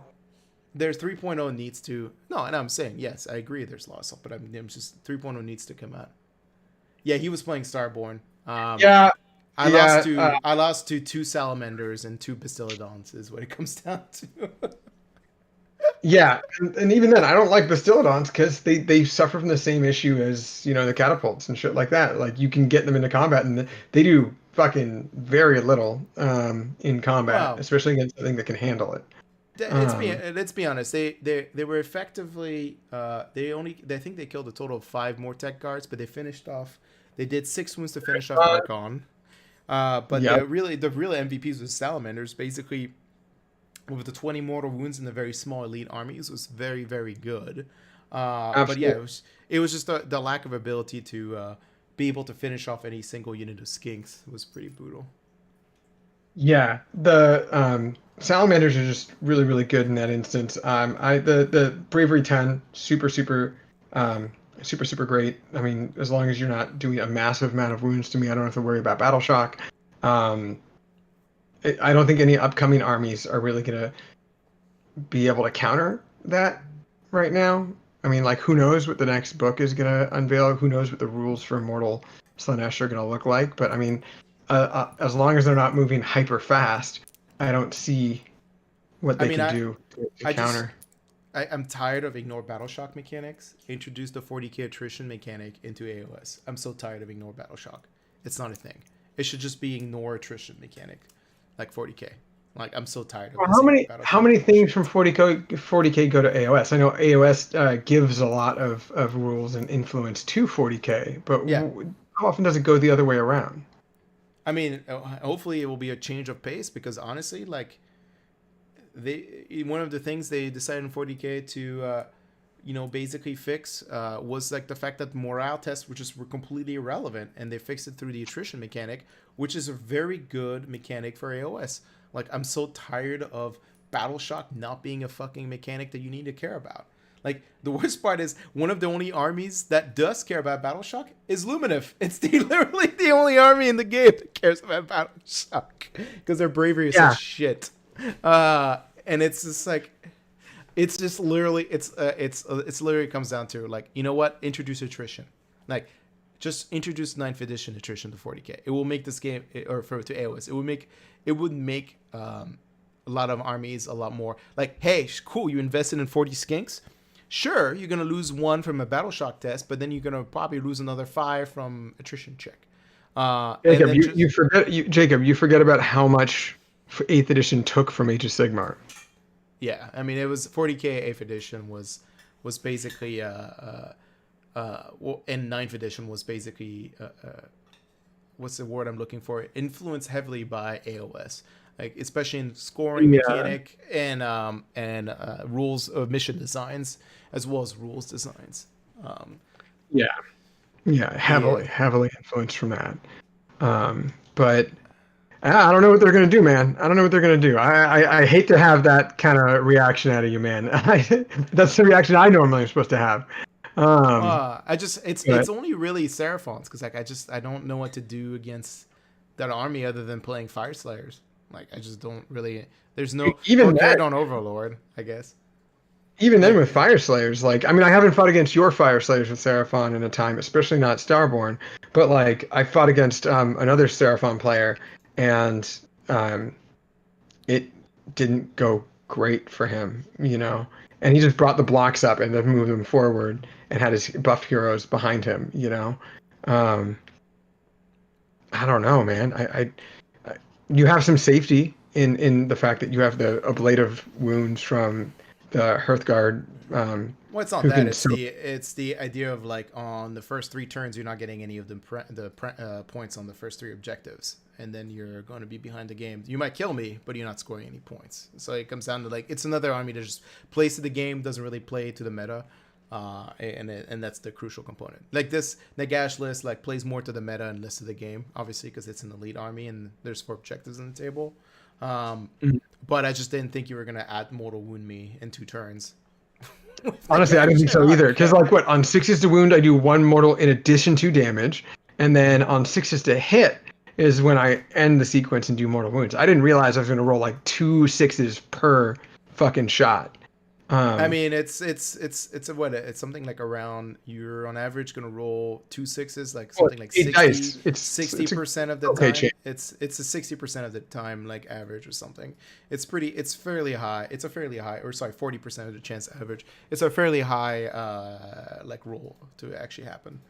It's not that unlikely. It's just that it's I don't have real shooting to deal with that. I mean, I have mortal wounds that are, but the first turn I am forced to remove characters off the table, because if I don't, you'll always get to do retreat and charge mechanic, which basically makes my Mortec guards and even the gas charge almost relevant. Charge. No, there's no retreat and charge. Sorry, retreat after I charge you. Ah, okay. Yeah. It's to remove the extra move you get out of it, which is a crucial mechanic. All right, guys. Okay. I know I've been rambling and complaining and being in my pulpit for like 40 minutes or 30 minutes, but I am sorry if you didn't enjoy this game. I think it was at least educating enough. I enjoyed it. I mean, I didn't mean. I feel bad because I literally told you from the start, like, oh, let's just hum drum, like let's like get a list together and.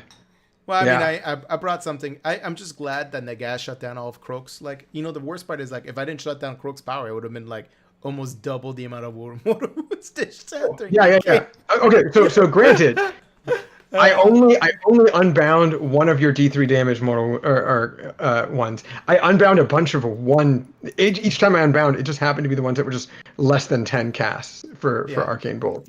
But still, I mean, because if you weren't rolling, like, bad dice with a +4, making them like 7 and 8s and stuff, you were rolling like 14s and 13s and 12s, and I was like, okay, well, it took 8 arcane bolts to do 12 mortal wounds, and then it took another 3 to do 2 mortal wounds in total. So I did 14 mortal wounds, and then by turn 2 in shooting, you had done 20 in shooting, not counting the flat ran 2 wounds from just 5 models.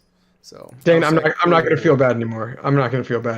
But Jacob, we do stream games every Sunday. So check out our content. We do stream games. We trade off between 40K and Age of Sigmar. Today was Age of Sigmar. Next Sunday is going to be 40K. We usually do it in person. Right now I'm quarantining a little bit, so because of some traveling. So just to be safe, I'm not there in person. Granted, then I have a wider range of things to play. So I only have a Coalesced army. I do not have a Starborn army, or at least cannot bring a proper one to the table right now. But yeah, we are going to, we have, of course, the stat show next week. I believe we got some new content coming out in the new year. And then every Thursday or Friday, we have an episode. We took a 2-week break for our podcast vidcast, but that's to answer your question. But final thoughts, Jeremy. Are you going to turn away every Seraphon game? No, I'm just going to show up to events of Fire Slayers or Carrion Overlords. I don't know what else to play at this point, because every other army is just such lackluster in the competitive environment. Like, you're either going to play against Seraphon or you're going to play against KO. Yeah, so I think I get that. I'm gonna say you should probably be bringing KO, because they're probably more useful overall, more flexible, I would say. But I mean, they're gonna. It really depends on the December fact. Like, we'll see what the December fact fixes.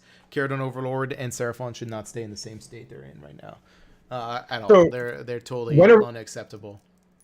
Do you mentioned a couple of times, some insider info you might have, but when the heck are we going to expect that FAQ? Because it's last I checked, it's almost a week into December, and we haven't heard a single thing. I don't have any insider info for release date. I just know that I've submitted a couple things for the FAQ, and I've been told they're going to look at it. But I haven't heard of anything specific about when they're going to release the FAQ. Honestly, it would not be surprising if we didn't even see it until January, even comes February. Because I don't think right now Games Workshop is not exactly focused on AoS, and it's not even focused on like basically dealing with like the facts effectively. It would not be that shocking if we had to wait another like Especially not month. for AoS, especially specifically not for AoS. Yeah. We don't know when the winter FAQ is going to be kicker. That's just what we're talking about now.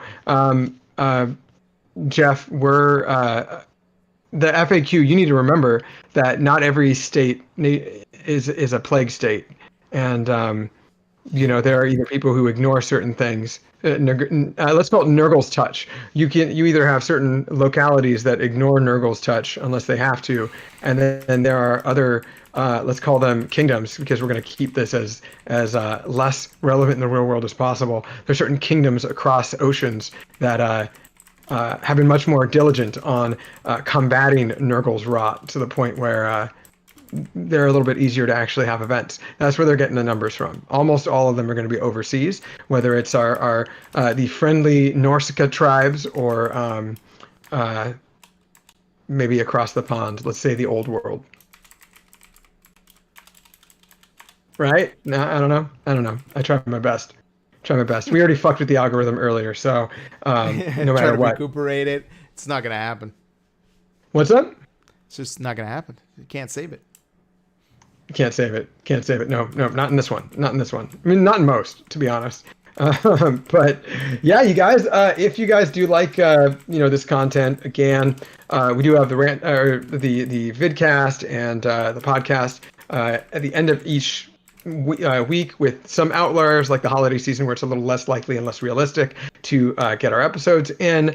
We got new content coming in 2020, which we can announce in the next couple of weeks. And then we, of course, do have these live streams every Wednesday. Generally, every Wednesday, our good friend John, who took a peek a little earlier today, I believe, he does his fantastic hobby videos. Right now, he's continuing to put more and more lights and LEDs on his Necron models. To check our YouTube and our Facebook videos for those. He's put lights in Silent King, a Scorpic Destroyer, the Menhir for the Silent King. He's got a lot more on his plate too, so definitely check that out.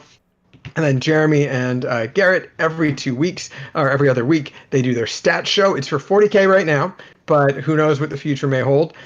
It is really great. I think I might have been the only person who commented in the last one, but you did have quite a few viewers in the time. I actually really liked the last show. There was a lot of really good details there. So thank you. Yeah, definitely check out the content, you guys. And yeah, any final thoughts, Jeremy? Yeah, shoot the guy that wrote this book. All right. If that's too much blood, guillotine him. And, it's clean, painless, and it's very French. Yeah. Let's bring back the guillotine. All right. That's 2020. Have a lovely Sunday, guys. All right. Bye-bye.